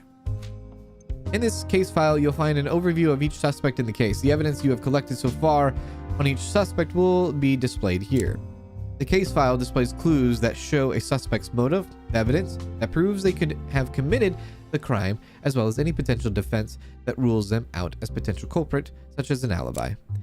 Once you are confident you know who the culprit is, you can press the submit case button at the top bottom of the page. Doing this will summon Hugo, who will review the details of the case and look at the evidence you have collected with a critical eye. For now, press the X in the top right hand corner to exit the book. If you're already in conversation with Hugo, like you are now, you can also press this button in the button the right bottom to submit your case, okay? Once you submit a culprit, your answer can no longer be changed. You only get 1 shot at this. If you submit your case before the deadline has passed, Hugo will leave to present your case to his superior and won't return until the final day. It's up to you to find evidence on all suspects and figure out who is innocent and who is guilty. Their fate lies in your hands. Good luck, bartender. Jesus. Okay. That's a lot. That's a lot of pressure, man. That is. You know Peter. Peter has a storied history with the Bukovic police. You can usually count on him being on the wrong side of the law. We're working off the assumption that Peter moonlights as a henchman for bigger fish, maybe even Bruga Boys gang. Who the hell is the Bruga Boys gang? Under Carla. It makes me wonder whether a boss like Carla could have had something to do with all of this, but she's white collar and more interested in larceny and laundering than murdering. I'm prepared to answer any of your more questions. Why are you doing a detective's job? That's a weird question. I want to know who I'm working for. Yeah, let's know more about Hugo. Constable Hugo, that's all you need to know. Right, what's your favorite color? Blue. Favorite hobby? I'm partial to pointless conversations and wasting my time. You have no hobbies?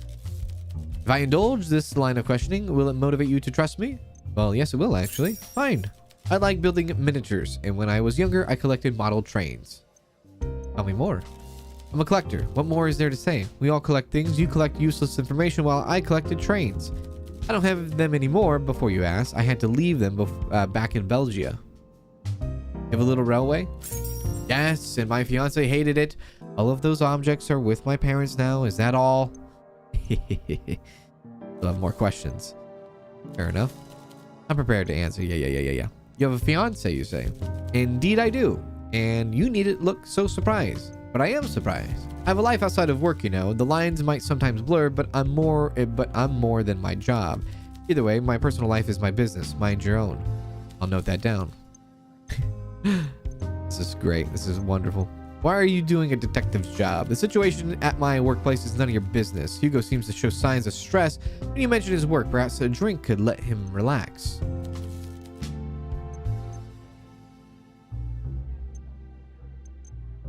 Sure, let's give him a drink. What would you like? Perhaps just one won't hurt. Yeah, one won't hurt. You like the poison drop? Let's give him another poison drop. Maybe we can get the detective talking a little bit more.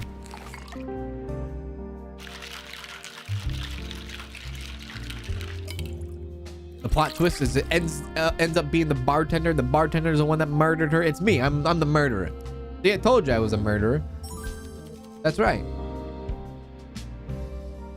Not bad at all. I'm prepared to answer any more of your questions. Can I push you on that? No? Oh, okay.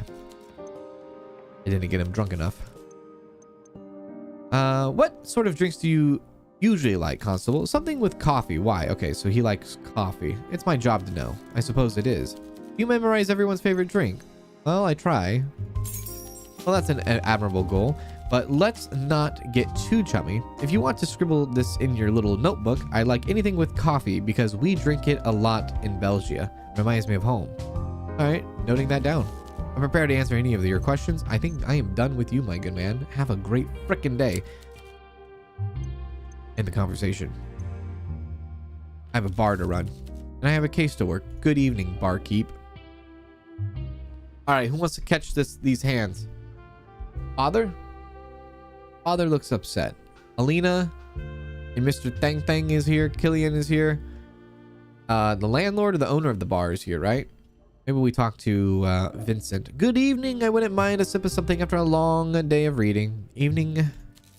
They say conversation is a dying art. Let's prove them wrong. Right. What is your preference? What sort of drink do you like to drink? Vincent, something classy with red wine served over ice. Though feel free to experiment if inspiration strikes. All right, so red wine. And a lemon. I love sucking on the lemon afterwards. You are strange. Got it. Okay, so something red wine and something with lemon. Because he likes to suck the lemon. A drink, Vincent? Absolutely. Something timeless, please. No problem. Red wine. Red wine. I don't think there is anything with red wine and lemon.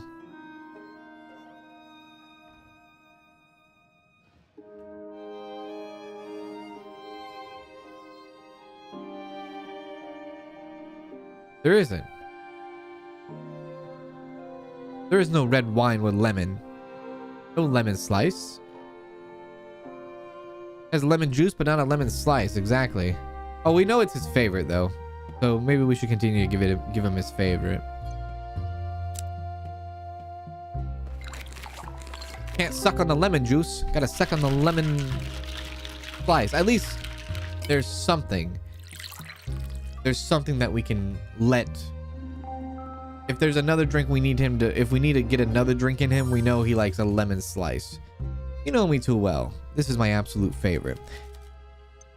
So, yeah, we need to get Alina talking a lot, so we need to get her drunk. Have other speakeasies been raided? I'm sure dissatisfied patrons have alerted the authorities on a few occasions, but I've met a fair few officers and even detectives in speakeasies. They think the laws don't apply to them.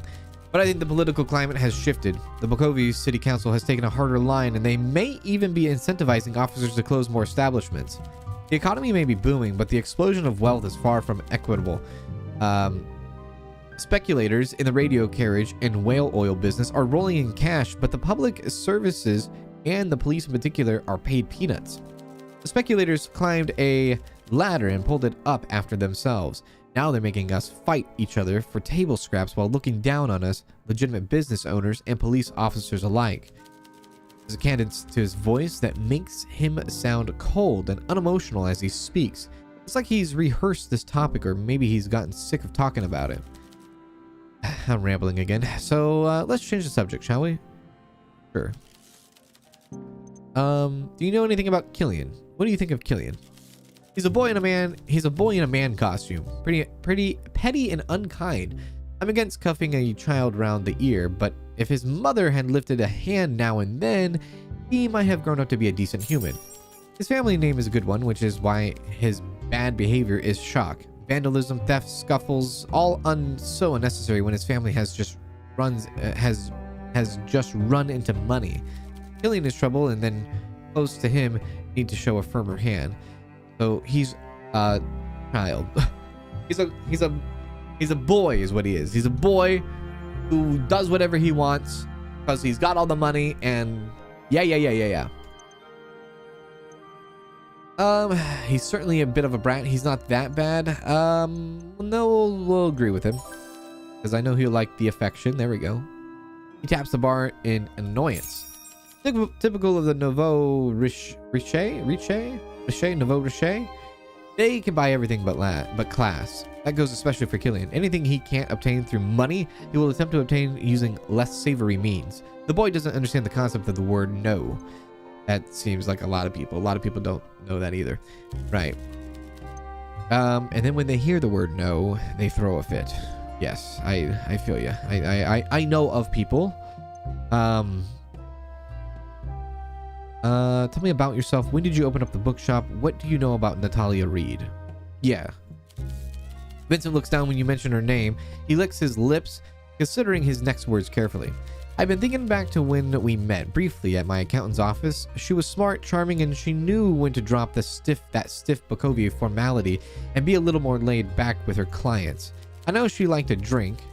My accountant complained that she turned up worse for wear once or twice, so I imagine temperance was an issue. It was also no secret to my accountant that Natalia struggled financially due to her stubborn gambling addiction. She had a gambling addiction. How she managed to finance it was a mystery. I suppose it makes sense that she frequented speakeasies after the prohibition. So, there really is a killer on the loose then. Apparently. Ghastly. I hope our customers tread lightly. Me too. They say conversation's a dying art. I think the one thing that's a dying art is this freaking... I don't know. So, we know Natalia had a gambling problem, maybe. She could have been in a bunch of debt with somebody. Possibly. Who knows, right? So when did you open the bookshop? Bukovi Books has been there for over a decade now. Are you a fan of literature? No. Oh, I should have said yes. What the hell am I doing? He's the owner of the bookstore. Perhaps you should read more widely. I am enjoying tales of travel and adventure right now. I have a few recommendations written down somewhere. Oh, I'll take a look at them. There we go. The book dispositories in this district are in a shocking state. Nothing but grimy, lurid bestsellers and nothing of note from local writers. I enjoy foreign literature, but I fear with how the publishing industry operates, it's hard to notice the books that were created in our towns. Bukovi has a thriving literature scene, but it is dying because of this influx of exotic lightweight fiction. We both know I don't need to work, but a man has to have a hobby, and if that hobby is meaningless, then what's the point? Bukovi's golden age was once cultural, music, books, opera, but now our industrial might swells while our souls shrivel. I might be just a lowly bookshop owner these days, but stocking this place with books I love means the world to me. Does that make sense? Yeah, it makes sense. Well, I'm glad we talked about this. Good. Look at the time. I simply can't linger any longer. I've slept on the chassis lounge upstairs before, and my back did not thank me. All right. Very well. All right, we got to get her talking. gotta get her mouth going. Hello, Alina. Hello, hello. What does a girl need to do to get a drink around here? I'll tell you. Evening, Alina. Let's catch up on all the gossip. Let's do it. Should I give her a drink first? Or... yeah, we should. So, we're gonna go incredibly against what she wants. Yes, get me drunk. You got it, girl. We'll give her the strongest thing, the night count. Send it. Get her going. Woo. I want that mouth going.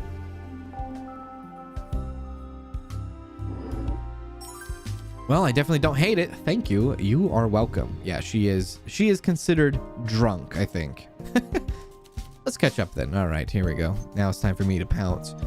What do you know about Natalia Reed? Natalia? Why are you asking me about Natalia Reed? Just talk to me.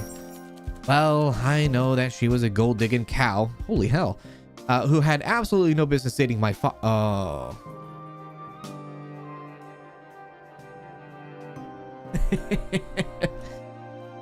She's a gold-digging cow who had absolutely no business dating my father. You thought I wouldn't speak ill of the dead.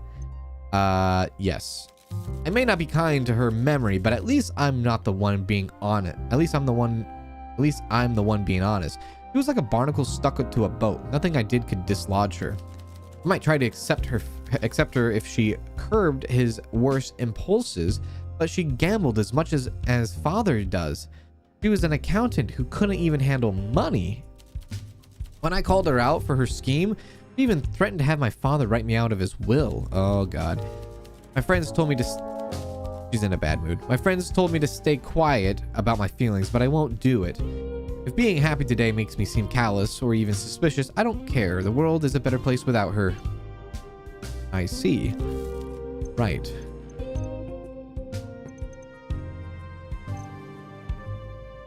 Did she hire her best friend, Maria, to kill her because she could have offered her best friend a lot of money, and her best friend is poor and she's very smart, and I might be reaching.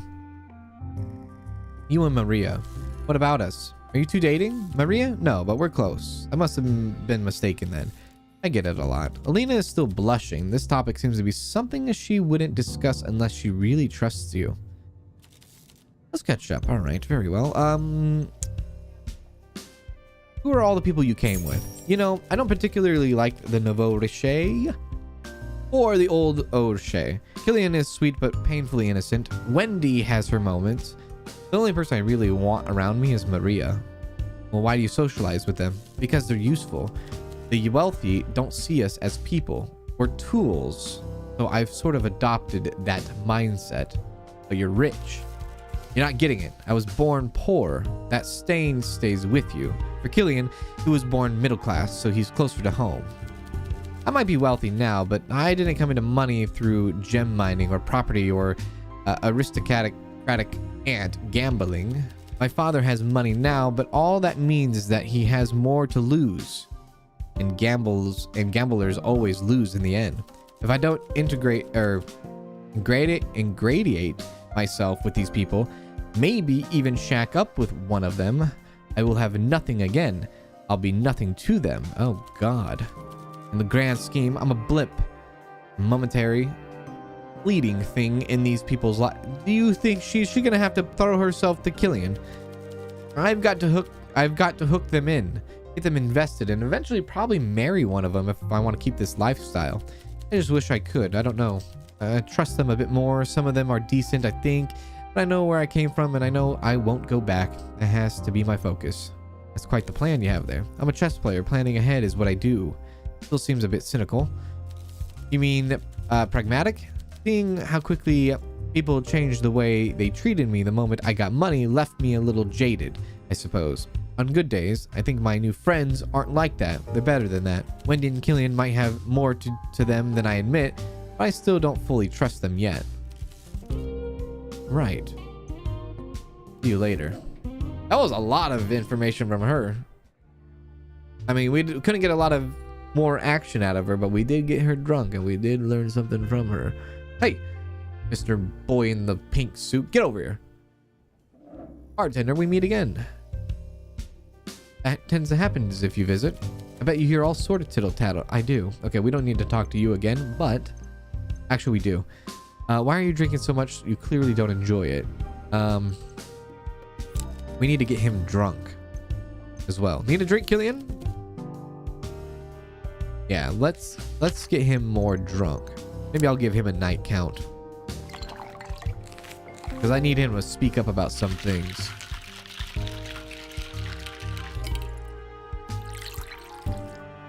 She feels like she needs to marry one of these people that she doesn't even trust just so that she can like keep this lifestyle. Right now a stiff breeze would knock me over. I'm gonna try and get home while I still can. Oh crap, I got him too drunk. Clara, quick, you gotta set me up. I'm in desperate need of a drink. What have I missed?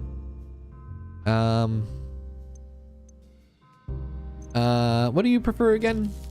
That sound weird, but something spice. I love ginger ale in my drinks. If I didn't have to be so careful with my coin, I'd only ever drink copper bullets. Is that weird? No, it's not that weird. Glad you think so. Okay. Let's get her a drink. Nothing too strong. I have work tomorrow. Got it. What did she like ginger? Give her another copper. She likes the copper. There we go.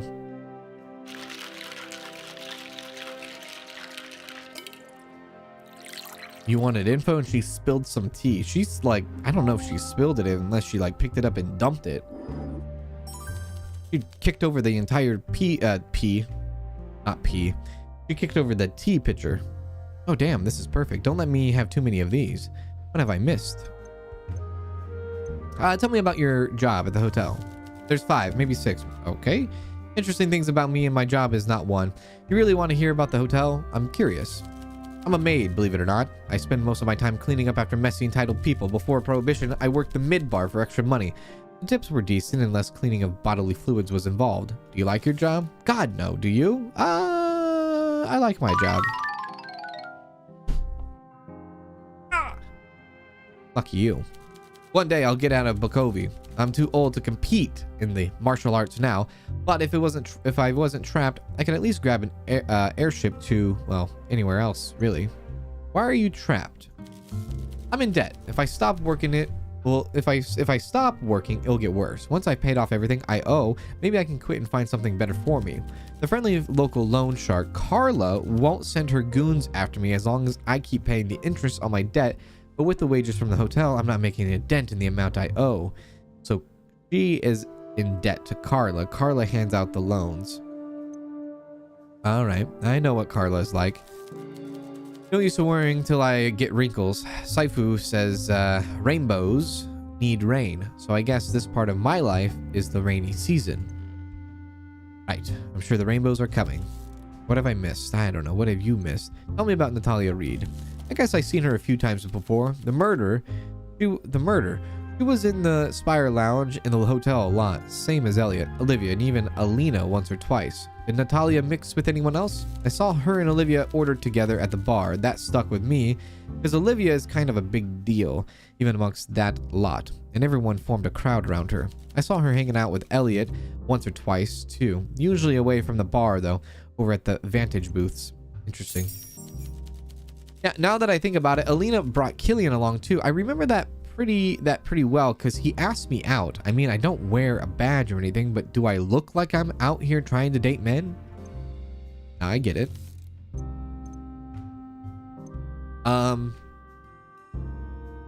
Did you just come from work?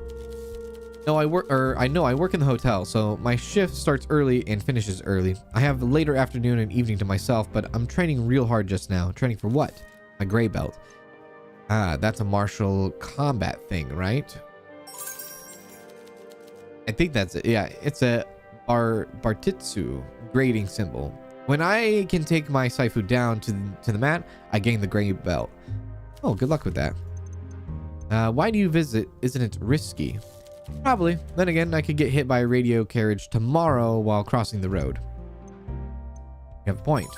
Saifu says boats are safest in a harbor, but that's not what boats are built for. I can't think of anything I love that couldn't kill me. Also, just because something is a rule doesn't make it right. Sounds about right. Wait, I have work tomorrow. I gotta get some sleep. Good luck with the bar. Good night. Who is this guy? Who are you, sir? Elliot. Oh, you're Elliot. Elliot sits down with a cigarette in his mouth and pulls a box of matches from the bottom pocket. We discourage smoking. These are menthol, and they make your breath smell good. You must. I must. What do you need from me? So 2 actions, and we have a couple of things here. What are your preferences are like? I'm a well-made one. Do I need to be more specific? I think you do. Yes, well, I suppose that's reasonable. You cannot expect a bartender to produce quality drinks without suitable direction. Exactly. Something minty with soda. That's right. Minty with soda. Alcohol doesn't make you sleepy. I've developed my constitution till it no longer inhibits my focus. Alcohol sharpens my senses. What the hell are you talking about? Really? Indeed. And a drink with a clean mouthfeel livens the senses, not to mention how much it encourages intimacy with the opposite sex. Fresh breath is essential. Just hold off on the fruit punch. Feminine drinks reduce male vim and vigor and encourage the production of black bile in the body, which makes one melancholic and, I believe, less virile too. Pouring vodka into fruit juice is a waste, like a sophisticated gentleman wasting his time on a tittle-tattle with those loose women and mannerless men. Jesus. Some men are born for better things, and they deserve better drinks, too. Damn, this guy is something, isn't he? Well, let's give him a frickin' drink, shall we? Hurry up. All right, indeed. Yeah, give him the minty punch before I punch his minty. There we go.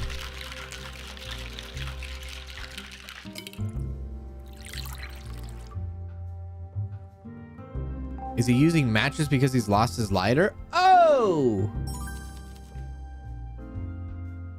That's a great point. That's a nice drink. Clean glass, crisp taste. What do you need from me? Yeah, can I show a clue? Can we go into a lighter? A very ornate custom-made lighter was found near the body of the victim. A lighter on the ground? People lose lighters all the time. What does this have to do with me? Don't you smoke, Elliot? All my life. Well, since school anyway. A while then. I was trying to fit in with the popular lads. I need to have bothered. I'm not sure I even enjoy it anymore, but what I really don't enjoy is the shaking of my hands when I can't find tobacco. If you have any tips for quitting that actually work, let me know. It would save me a great deal of money too. Keep an eye out. You know what? We should probably look at more clues, huh? So we have the syringe, Natalia's debt, evil stepmother. Evil stepmother. Lounge chats. Natalia's speaking with Olivia, Alina, and Elliot. So we can confront Elliot right now. Right? Hotel Spire Lounge. I should ask all of them what they've discussed with Natalia. I didn't know Natalia Reed. I have no idea who she was. Elliot's brow is furrowed, and though he is clearly perturbed, you have difficulty reading his emotions. You can stop lying now, Elliot. What makes you sure I'm lying? Someone saw you with her at the hotel. Elliot pauses for so long. You're not sure he heard you. Squinting, he examines the empty glass like it holds the secret of the universe. Well, right, yes. Natalia, I knew her, but again, barely. We met only once or twice while we were drinking. I intimidated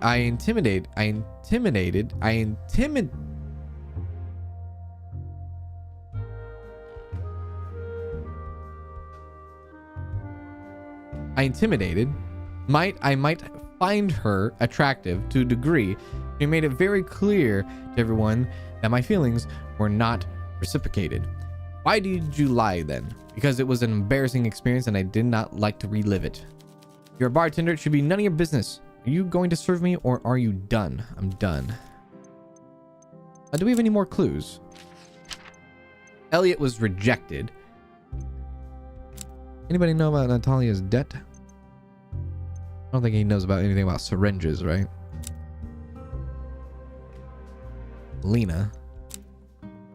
Awkward moment. Maybe those are motives. Yeah, maybe those are motives, right? The brain is motive. So, Alina's motive would be, her motive to killing Natalia would be evil stepmother. Elliot's motive would be rejection. Very well. Did you see what happened to Natalia Reed? I didn't know Natalia Reed. I have no idea who she is or was. Whoa, whoa, whoa, whoa, whoa, whoa, whoa, sir. We already talked about this. No, no, no, no, no, no, no. I got cheated right there. I did get cheated, didn't I? I got cheated in action. How dare you? All right. What do you do for a living? I work for the arrondissement property registry. It's a very important position in the municipality, though often the plebeians treat me like a clerk rather than a senior individual with a great deal of power and influence. Do you enjoy it? It pays my bills and gives me the time to pursue other interests. What else is there to expect from a job? I make more than most people, that's for sure. Is money important to you? No, but I find it's a good indicator of value. Right. I've got work tomorrow, so I'm going. See you. All right, see ya. I don't like him. I don't like him at all.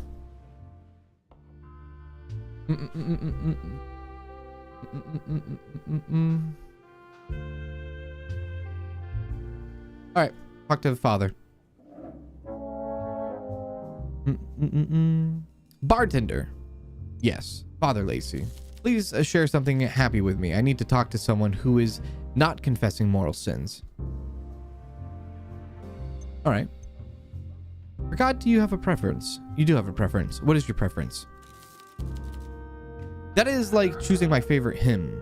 Too difficult. Indulge me. Yes. He takes a deep breath and eyes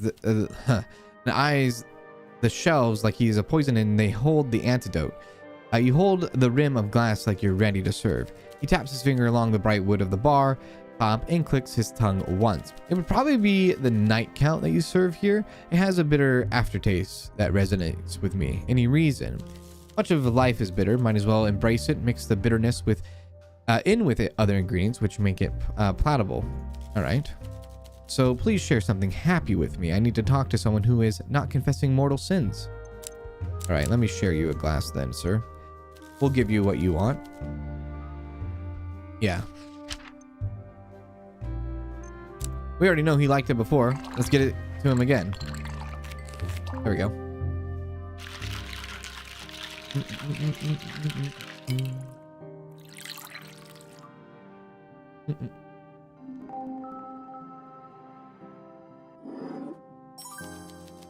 These drinks have really disturbed my equilibrium tonight. I should get back to the mats.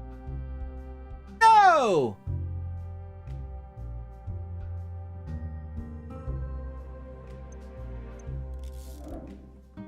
F you, father.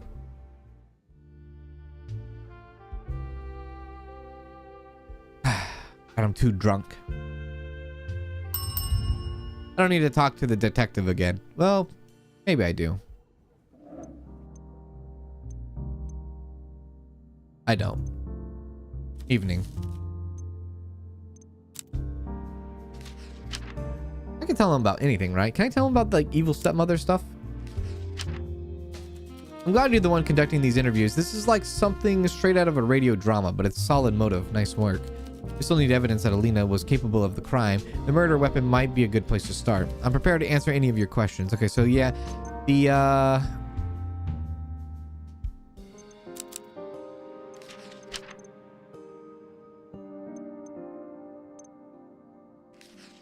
let me talk to you about this. The sting of rejection can be a powerful motive. Well done.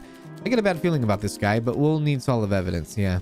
For rejection to be a motive for murder, he needs to have a short temper indeed. Try shaking the tree and see what falls out. Confronting him might do the trick. That's a good idea. That's a wonderful idea. All right. Goodbye.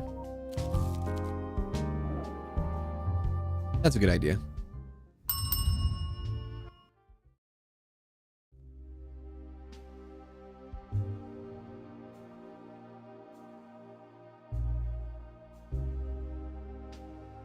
we have the lighter, we have the syringe, we have the evil stepmother, we have the rejected, we have the lounge chats, and we have Natalia's debt. Does Natalia's debt connect to the last drop? Do we go evil step to that? To lighter. No, Elliot to lighter? No. Peter Street Smarts. We should read this. Wait. We know lounge chat is connected to Alina. Can we do that? No.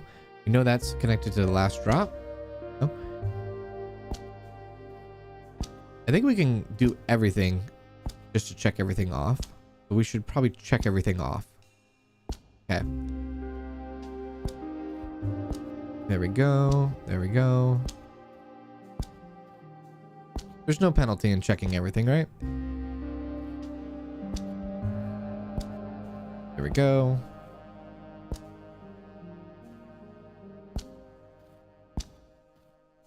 Perfect.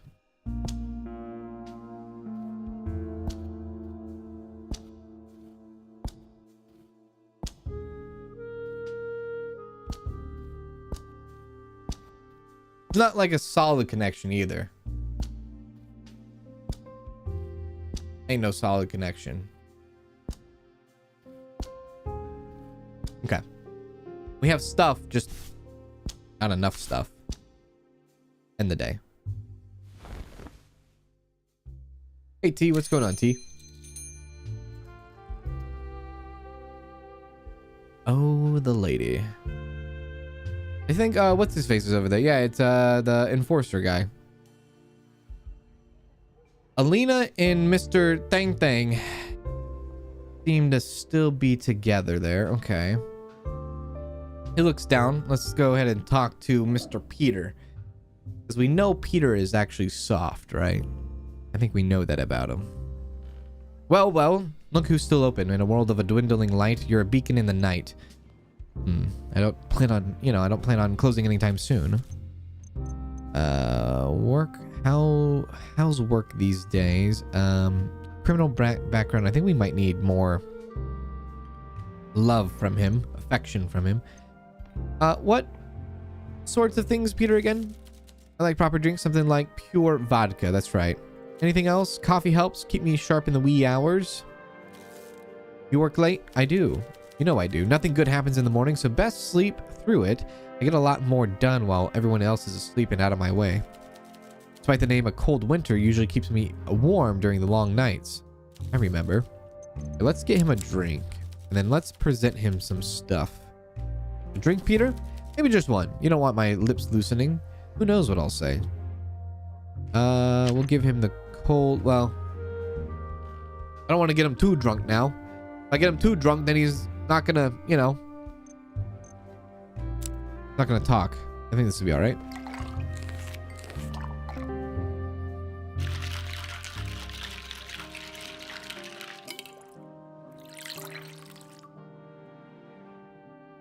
Perfect.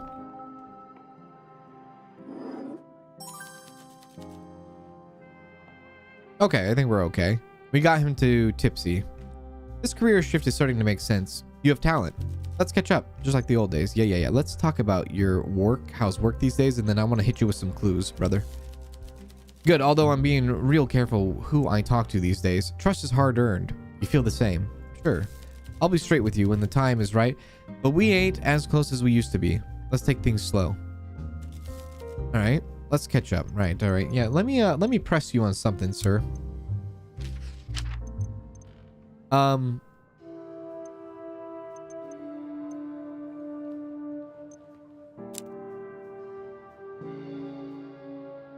Natalia's debt. You should know something about Natalia's debt, because he works with Carla.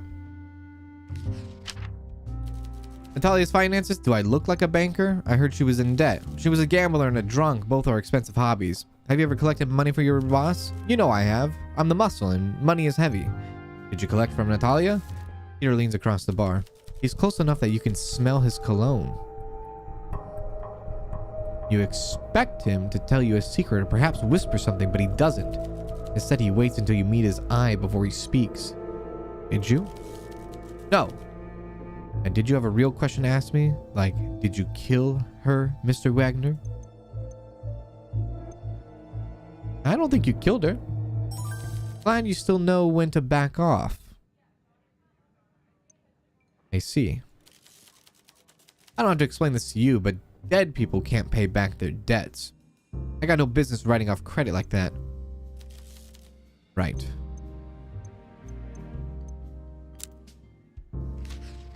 What do you know about the lounge chats?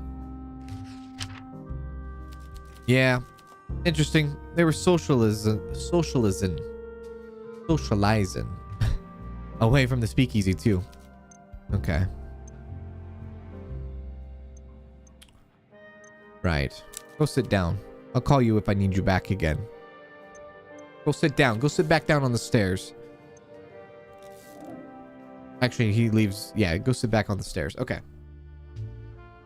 You. Oh, wait. This is the radio girl, huh? Right. Alina, come over here. Alina sits down wordlessly. For a while, she looks down at her hand, seemingly in trance. What can I get you, Alina? Do you remember what I said about Natalia? I do. I regret saying it. I regret it a lot. I saw my dad yesterday, and he's basically a husk. I didn't like her, and yeah, she was a floozy, but making fun of her dying like that, that's not me. It was a bit cold. She threatened to have me she had me threatened to have me written off, but at the same time, if my father was just following her lead, I should be upset with him. Perhaps I need to stop trying to shift my father around like he's a pawn. He's a grown man, and he can take care of himself. Anyway, enough about that. Right. Guilt. You seem genuinely disturbed about what happened to Natalia. Or are you single? I think I should get her a drink, though. Every time we get her a drink, she seems to, you know, talk. Get me drunk. I will, indeed. Maybe not too drunk. Maybe like a little bit of poison drop. What do you think about that? Nothing too heavy? I can't have you, you know, walking out.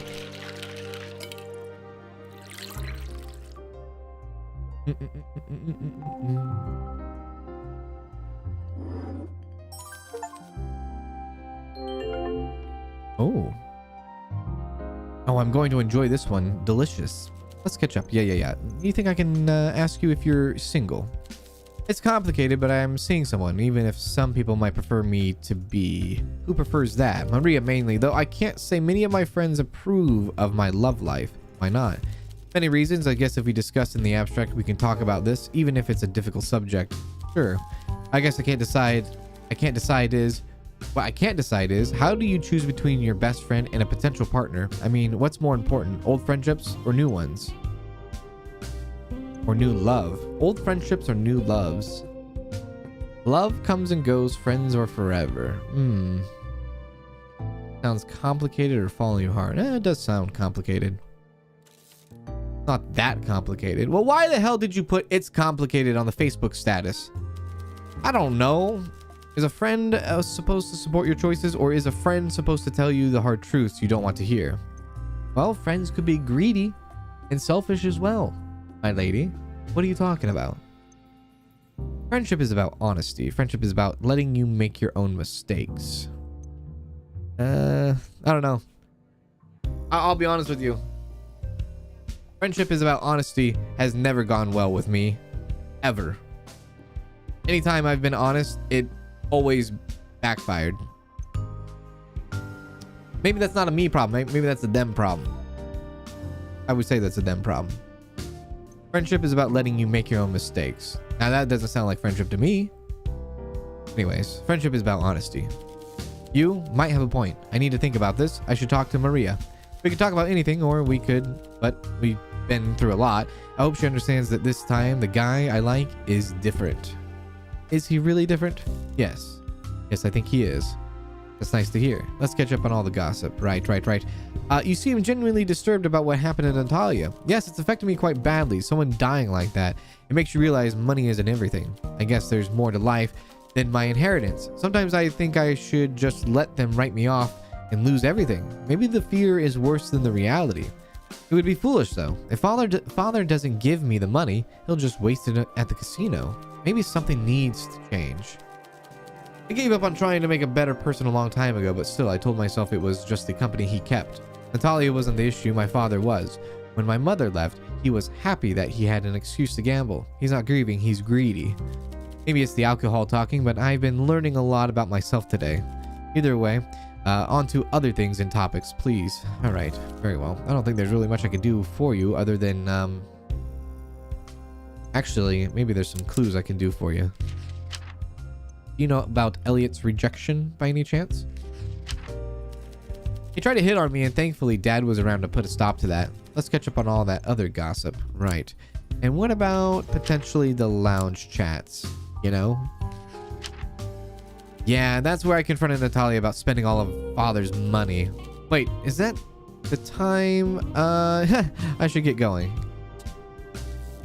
Right. Right. Right. Of course.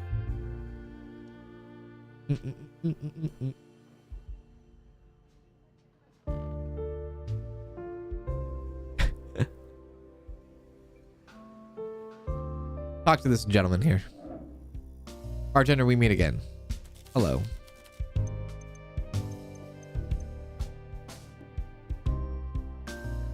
It doesn't need to drink a lot to get intoxicated, now does he? Doesn't seem like it. Oh yeah, because he's a light drinker, huh? Alright, alright.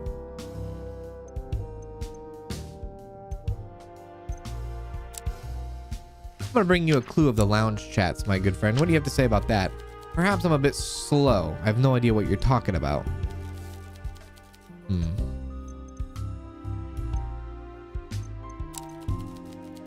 Maybe he's playing dumb.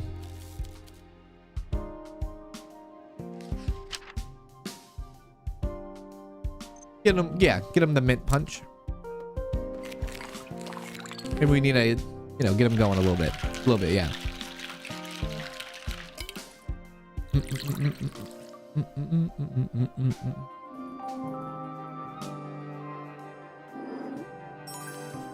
This looks fine indeed. It is. So he is now technically a little tipsy. So maybe I can try that again? No? No. I don't think he's a smoker. Does he know anything about evil stepmom? Maybe.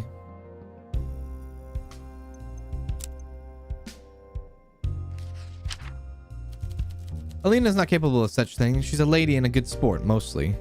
You should redirect your investigation. I bet you hear you are just a mouth, aren't you? All right. Yeah. All right. Go sit down. Take your drink with you. Have fun. Let's talk to this lady. We haven't talked to her in a while. We know she has a lot to say. Olivia Carmine. It's been quite the day for me. More negotiations, more drama, more rehearsals. Exhausting. Makes a woman crave a cold drink and deeply comfortable chassé lounge. Yeah, sounds rough. I can help you with one of those. Sounds rough. That might make her affectionate. Oh, it does.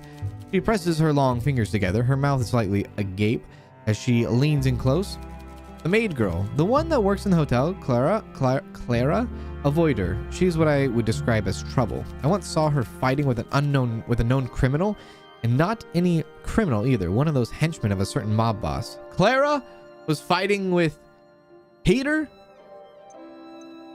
Which mob boss? I shouldn't say, but it starts with a K and ends with an Arla. A dangerous woman and a threat to everyone. I like this establishment, and I quite like Vincent when he's sober. I wouldn't want Clara attracting trouble. She leans back in her chair, the serious look on her face now replaced with a serene smile. That's all I needed to say on the matter. I trust we understand each other. Right. This place must have been dull without me. What, if anything, have I missed? Actually, a lot of things. And I kind of want to get you a drink before we start getting into this. Need a drink, Miss Carmine? Daring of you to ask? Yes, pour me something fabulous. I think we know what she likes, right? Yeah, the Pirate's Joy. Pirate's Joy. Almost like a pina colada in a way.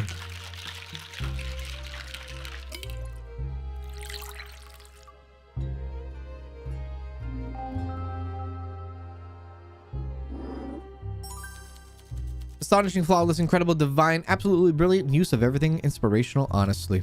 This place must have been dull without me. Yeah, I honestly would prefer you to be around more often. John Lacy, do you know Father Lacy by any chance? Yes, I know him well. He's a priest. Does it seem strange that two people so different share the same speakeasy? Not particular. Well, it's not my place to say. But I don't think he's keeping his vows if he's coming here. And he's such a drag, sitting there clutching his little drink. It's like looking at a child crying at their own birthday party. He was so stoic a few months ago. He's thoroughly morose now. I've asked him what's wrong, but he doesn't like to answer. It's not like I can tell you anyone either. Oh yes, I keep seeing Father Lacy at the secret speakeasy we share. I hope he cheers up soon and goes back to his old self. He always has been has a big old sad sack, but his droopy face is making the floor tile sad. Okay, interesting. I don't think we talked to her about Natalia. Did you ever meet Natalia? Natalia? I met her a few times while I drank at the Hotel Jubilee before the prohibition, obviously. Really? She also frequented the theater. I don't blame her, but what I do blame her for is all of the noise. She would drink a lot during the intermission and occasionally cause a bit of a scene. I see. Her name did pop up now and then in conversations with my fellow socialites. She was an accountant who dealt with a lot of the creative types, including my director. She would have been fired if she wasn't so popular with the clients. She formed strong bonds with them over strong cocktails. Interesting. Nonetheless, her death is a great shame. You should talk to Killian about her. I imagine he'd be on the suspect list. Killian loves a blonde. I should know. He tried to hit on you? I'm blonde, wealthy, easy on the eye. I have a pulse. I'm more than qualified for his affections. All right. Interesting. This place must have been dull. Listen, lady, you say this place... Yes, it's dull. It's dull all the time. Every time you're not here, it's dull. We want you, we want you, we want you. Come here, come here, come here, Olivia.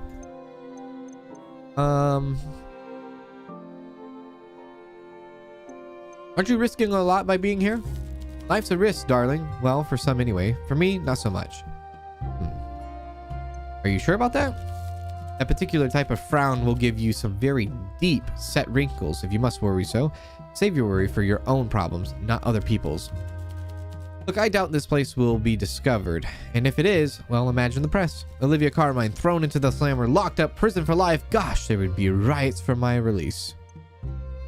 Tad extreme there. Or you seem very confident. I'm kidding, obviously. No. I doubt I'll ever get more than a slap on the wrist if I'm caught. Makes sense. This place must have been dull. I'm gonna hit you with that dull, girl. Tell me about yourself. Bartender, I thought you'd never ask. I'm an actress, opera singer, budding radio host, etc., etc. Yeah, we know about that. Tell me about the radio show, though. My favorite subject. I'm so glad you asked. The radio is so new and exciting. Olivia leans in, perking up in a chair. She wants to make sure that you're soaking up every word. Precisely. I've already been on the air as a guest, but my new show will be a bit of news, a bit of gossip, and most of all, an advice column all of my own. I think I could teach my listeners a great deal about poise, taste, tact, and how to live with just a bit more extravagance. I've noticed the younger generation, well, younger than me, have lost the gall that defined them. Why is that? That's a question for the scholars, those with minds sharper than mine. Although if I were to guess, I'd say it has something to do with how quickly Bukovi advanced in the last 30 years. Obviously, I was a child, nay, an infant, when the boom happened. From what I understand, there was such a sharp influx of money into Sara that we created an uneasy mix of industrial giants and lucky speculators flooding into the same social space as the established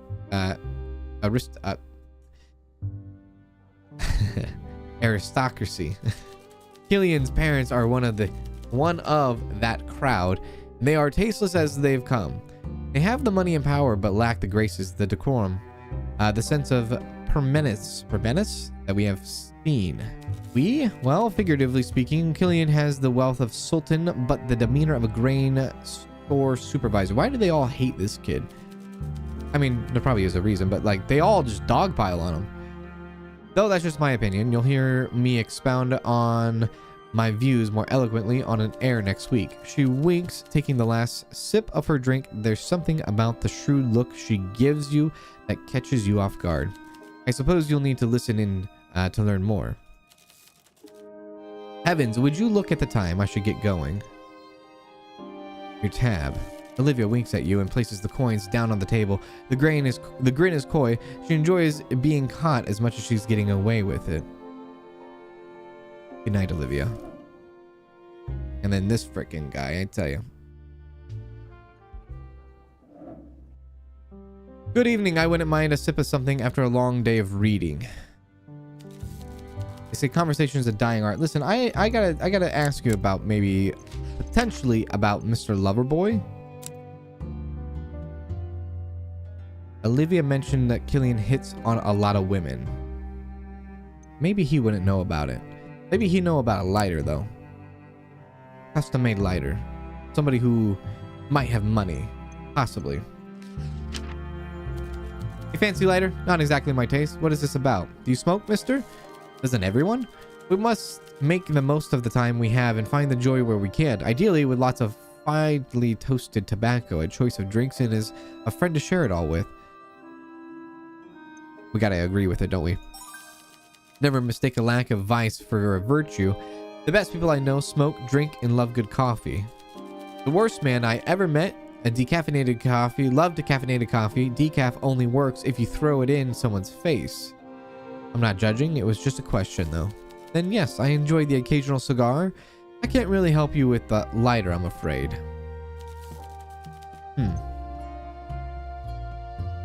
Yeah.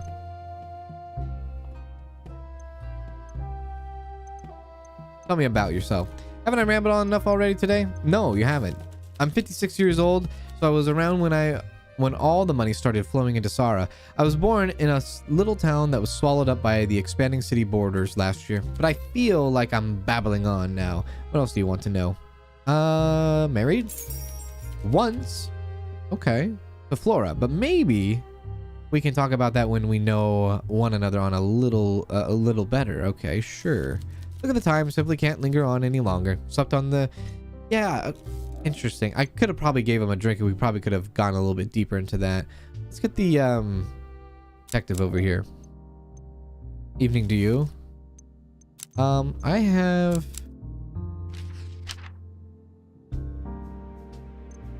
Did I tell him about Natalia's debt? So she had debts. You should look into how this could be related to the case. Money is a powerful motivator. I'm prepared to answer any of the questions. I mean, that's pretty powerful in its own self, right? Lover boy. Olivia mentioned that Killian has hits on a lot of women, especially blondes. She hinted that this likely included Natalia Reed. He likes blondes. Not that rare of a preference, but it is interesting in this case. What do you mean? Nothing, never mind. Just something I heard at work. Does the detective know something? You should ask him about work. I'm prepared to answer any of your questions. Yeah, sir, let's get you a drink and talk to you about work. Let's get you a drink, yeah. Let's do it. Just your poison drop, possibly. Yes. Okay, we'll give you the poison drop and we'll ask you about the work and kind of dig a little bit deeper, I think.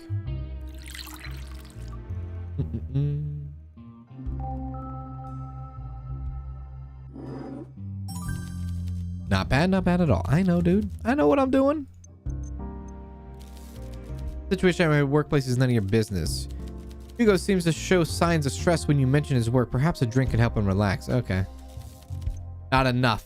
Not enough. I needed to get him more. I needed to get him more tipsy is what I need. All right. Fair enough. Fair enough. That's it. Have a good one, my good man. Okay. I don't think... Actually, let me talk to Killian, possibly. We know that you have a thing for blondes, lover boy. Or do you know anything about Natalia's debt? Yes, I've heard Alina rant about her on a few occasions. I bet you hear all sorts of tittle tattle in here. Ah, come on. Give me better. What about you, lover boy? I admit I am casting a wide net, but patience yields dividends. I'm due a catch. If I don't get home soon, my mother will lock me up. Go home, child. All right. And I don't think we found anything really that involves Peter, I don't think. Let's see. We need to get Peter's affection more to us. I don't know if Peter would really care about this. Unless Peter maybe smokes. Let's do that. Nice lighter. You want to give it to you want to give me a gift? Customer of the week? You smoke, Peter? You've seen me smoke. You give me this lighter 5 years back when we hit up that train depot, and by gave, I mean I pocketed it when you wasn't looking. Oh, shoot. It's his lighter. You stole it? He pulls out a basic and disposable lighter. You recognize it immediately. You always bought the cheapest one. You notice it's still full of fluid. Almost full 5 years later. Did you quit? Wait, maybe he cracks a smile and you catch yourself looking at his dimples instead of his scar. Wish I did, but nah, I use matches these days actually. Why? Because I'm a firm believer in my luck, and this is my lucky charm. Nowadays, especially after what happened at the train depot job.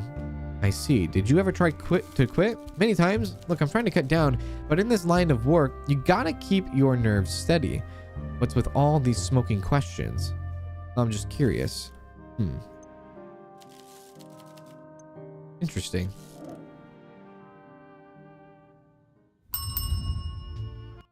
Interesting. Maybe? Peter's matches, lover boy. No? Peter lights his cigarettes with matches. He doesn't like to use the cheap disposable lighter he pinched from me a few years ago, as he considered it a good charm. Right. Okay. And I don't think matches go anywhere else. And lover boy don't go nowhere either. But we'll try. We got all this clues and stuff, and none of it connects. We're all sitting here thinking about it. Who's who? Who wants this? Who has this? Our board is gonna fill up. Then what's gonna happen? Huh? Next day. I forgot to talk to him about the argument. Peter? I forgot to talk to Peter about the argument. Oh, she's in a bad mood. Clara sits at the bar, but can't look you in the eye. She's quiet. You can tell that something's off about her. You all right? I don't want to sound paranoid, but someone is out there. Someone dangerous. Oh yeah, she had the argument with Peter. That's right. Clara. I don't think there was actual clue though. Did we get a clue for that? Maybe. What? When I left on Thursday, I think I was chased. Footsteps were coming towards me fast, so I ran. You were chased? Maybe. I'll talk more about it later if you're interested, but for now, right.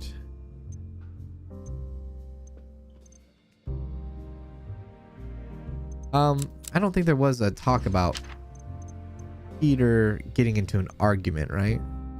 There wasn't. Peter getting into the argument. That was from Olivia.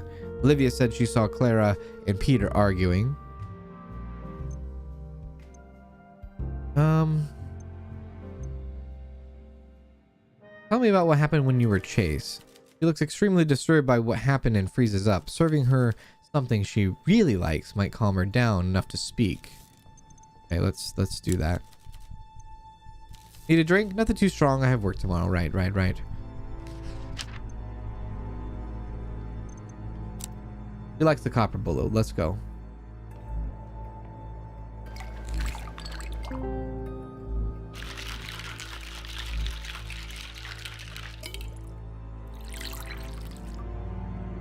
I'm liking Olivia for this. She likes to be the center of attention. She tried to draw attention elsewhere, and she doesn't like competition, which Natalia was. That's what I was thinking too. And we grew affection with her. Oh damn, this is perfect. Let me just get my thoughts straight. I'm not easily spooked, but I really feel like I was almost a part of a real bad scene. Take your time. Well, when I left here on Thursday, I saw someone across the street in an alley lighting a cigarette with a match. Peter! When I walked past them, I turned and saw them creeping up on me. When I grokked, they were trying to keep out of sight. I started walking faster, but they followed fast.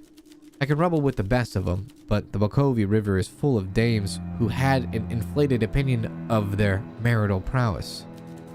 Saifu told me the best way to defend yourself is with your feet. You can run, you should run. When I got home, I started to doubt whether it really happened. Was I being paranoid? And when I thought about contacting the police, I knew all the questions they'd ask. What were you doing out so late, little lady? Right. I heard you got into a fight with a criminal before.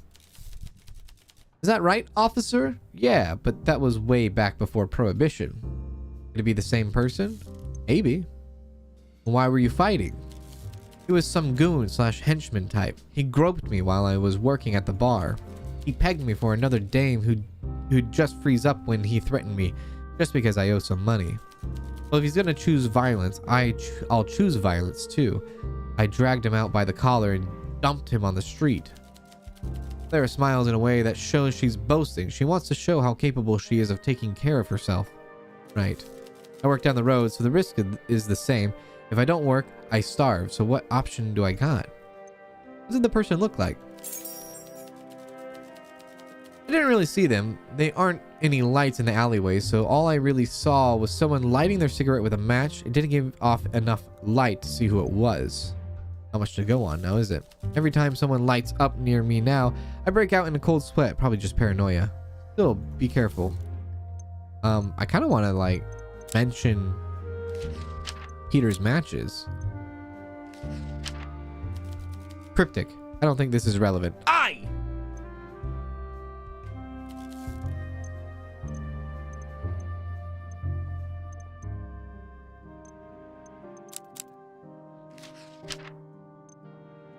Loverboy. Debt. Lighter. Clara's chase. Lounge chats. Elliot rejection of Natalia. Syringe? Hard to say. Wait a sec. No, that would be Maria. Maria we should confront with the syringe. You know anything about Loverboy? Actually, you know what? I'm not going to talk to you. Go sit down. I want to keep my action with you. Sit back down. In case I get some more information elsewhere. Maria! Let me talk to you. Good evening. Evening, Maria. We should chat, I guess. Pass the time. Yeah. Let me get you a drink, shall I? She doesn't like to drink, but we'll give her a drink. And her favorite one is the tomato juice one. There we go.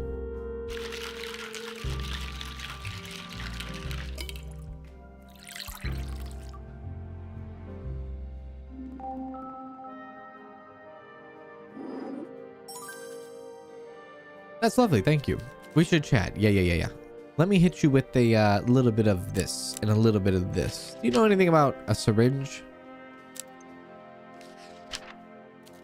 I don't know much about that, but you should ask Alina. We should chat, I guess, pass the time. All right. You know anything about Alina's evil stepmother? No way. Not Alina. I don't buy that theory. Oh, wait. Did you think I... Were you thinking that I, thought she was the killer?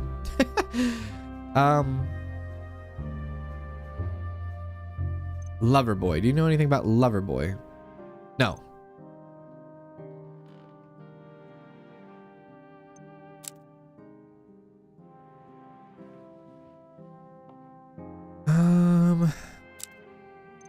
You know what? I'm gonna save you for a sec. Go sit down. Go sit down. Yeah. Let me talk to the redhead.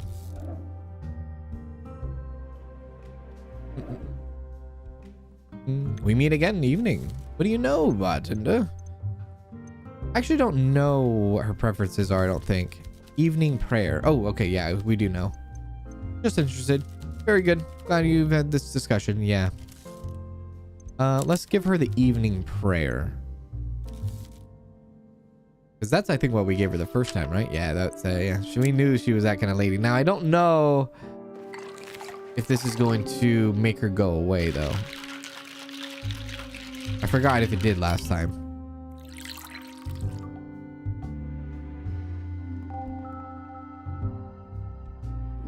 We'll see.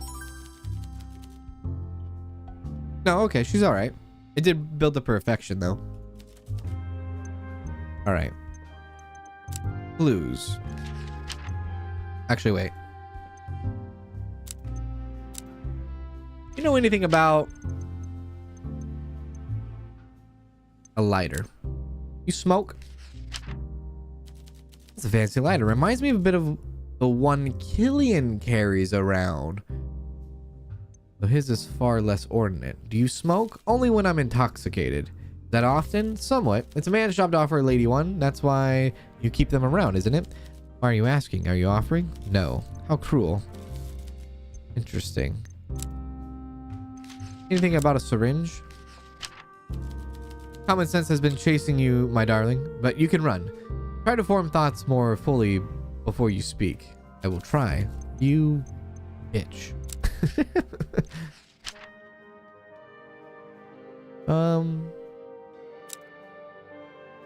Olivia, Alina, Elliot.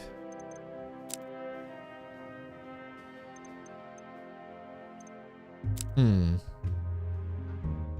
you know anything about Natalia's death? Yes, I've heard Alina complain about it before, loud and often. What do you want to know? Really not much, is there? Let me have you sit down too. Thank you. Bye-bye. Come here, Elliot. I'm back and I need a strong drink. Evening, Elliot. Yeah, we'll get you going.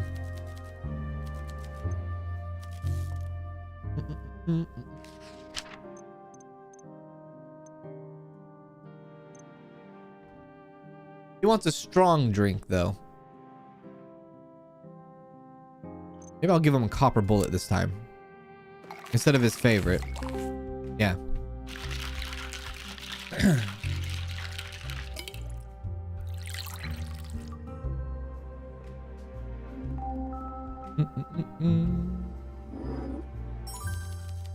Not bad as long as the glass is clean. All right, cool. So you liked it.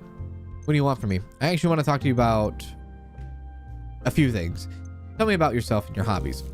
What benefit would we gain by sharing such details? I'm a customer and want nothing more from you than the drink. Do you have any hobbies? I collect stamps. I inherited a collection from my father and I am struggling to get rid of it. Stamps? Yes, the little square boxes you put on letters. I'm trying to trade the rare ones to become independently wealthy, but it is going averagely. You like the art on them? I don't consider hobbies to be a very masculine pursuit. Men should aspire to spend their time on things of value, such as bettering society, exploring the natural world, mining precious metals, colonizing the subcontinent, constructing large towers. Do you do those things? No.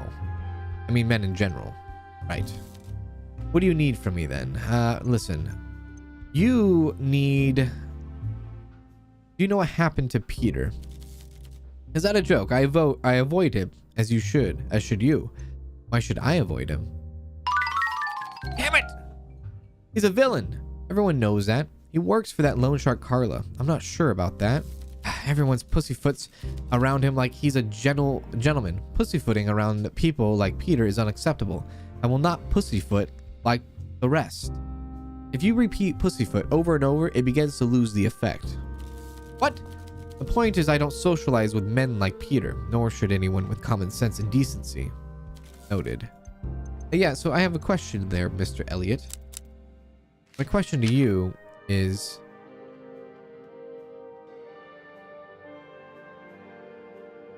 Ooh. Potential patrons. See what you have to say about that. I didn't visit, and you should doubt the words of crooks. What do you need from me? Oh, you coward. You absolute coward.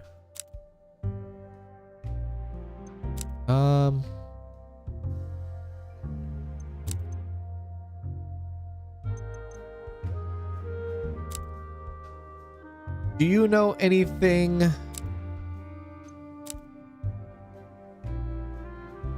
about Natalia's death? Really? I don't know about that. I've got work tomorrow, so I'm seeing you. Goodbye. All right, end the conversation, good man. Let's talk to the detective. Evening, barkeep. Evening to you. We should probably get him a drink. Let's give him a drink. I think I want to get him more drunk this time, I think. So let's hit him with a...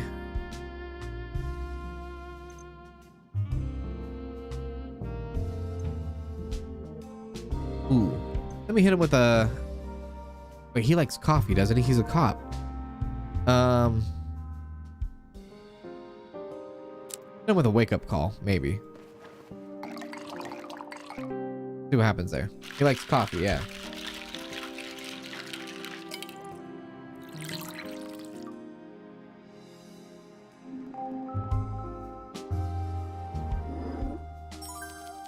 Perfect. Well, as perfect as a crime can be. Oh, I'm prepared to answer any of your questions. All right.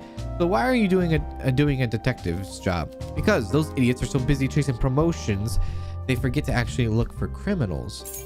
One of them confided in me how he figured out all the victims of the Bukovi Boulevard killer are all blonde women. He coincidentally told me to keep that to myself and be a good constable. I can tolerate them being competitive, but not when there's human lives at stake. I didn't expect you to be so noble. I'm prepared to answer any of your questions. Yeah, that was pretty, I mean, that's a little something.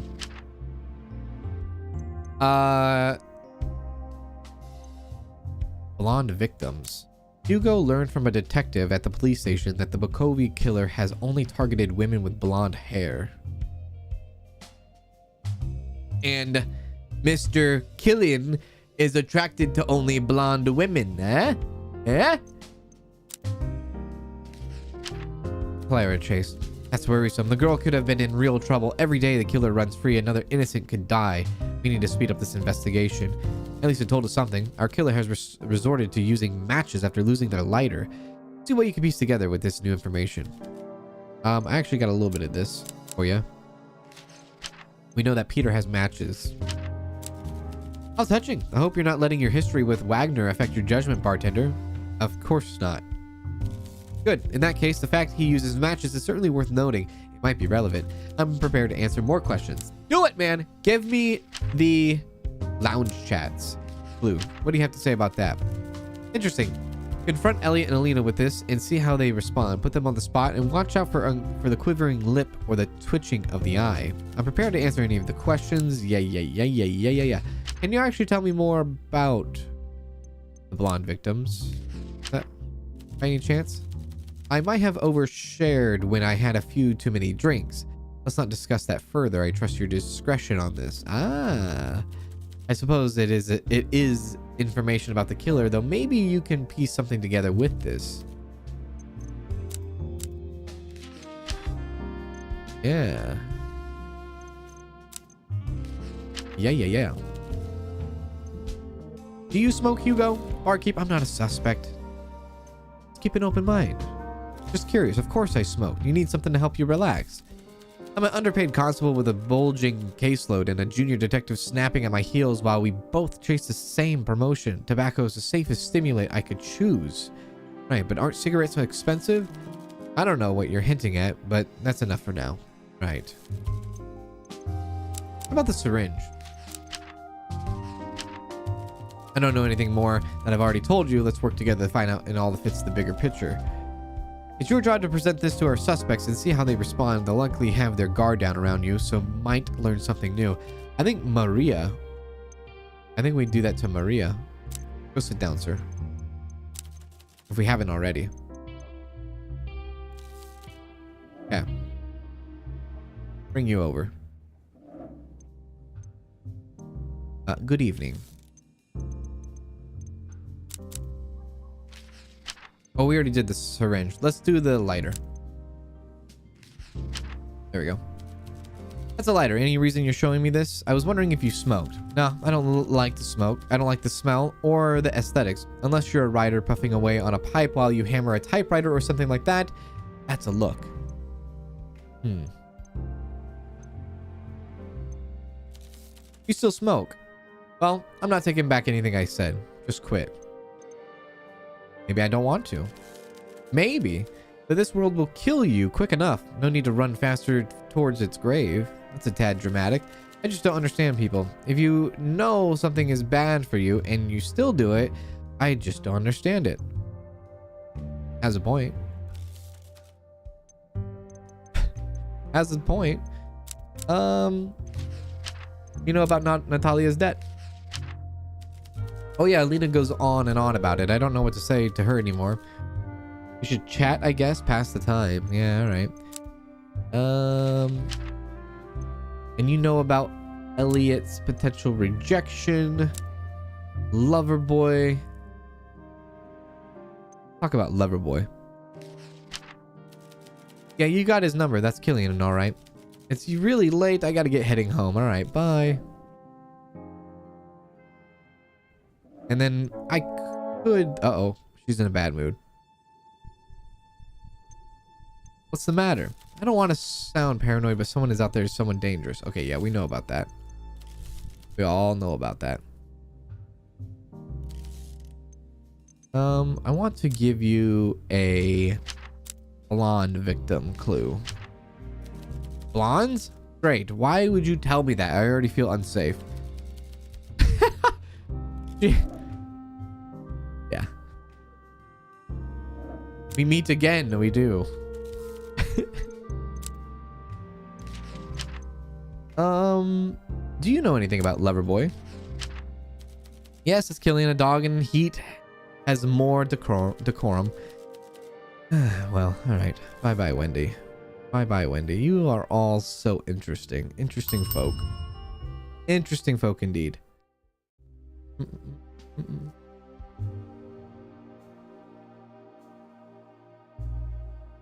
So, I wonder if we can go like this. Can we move that over? So let's go Clara chased. Peter's matches. Evil stepmom will put to the side. We'll probably put the last drop to the side. Elliot rejected no blonde victims. So Clara was chased. Peter's matches. Career criminal. There we go. Peter uses matches to light his cigarettes, and Clara was recently chased near this crime scene by someone who does the same. Criminals tend to do return to the scene of their crime. So we have those two things matched up.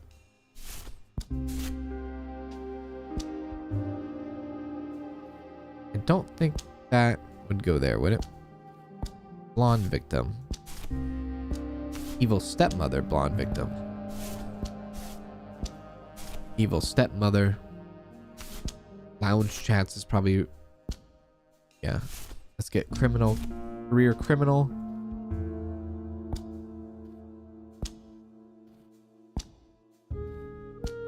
Career criminal. Okay. It's always like, it feels like everything is pointing at Peter. I swear, if this game goes straight to Peter, that's gonna be something. Okay. Actually, put the syringe and lighter out. There we go.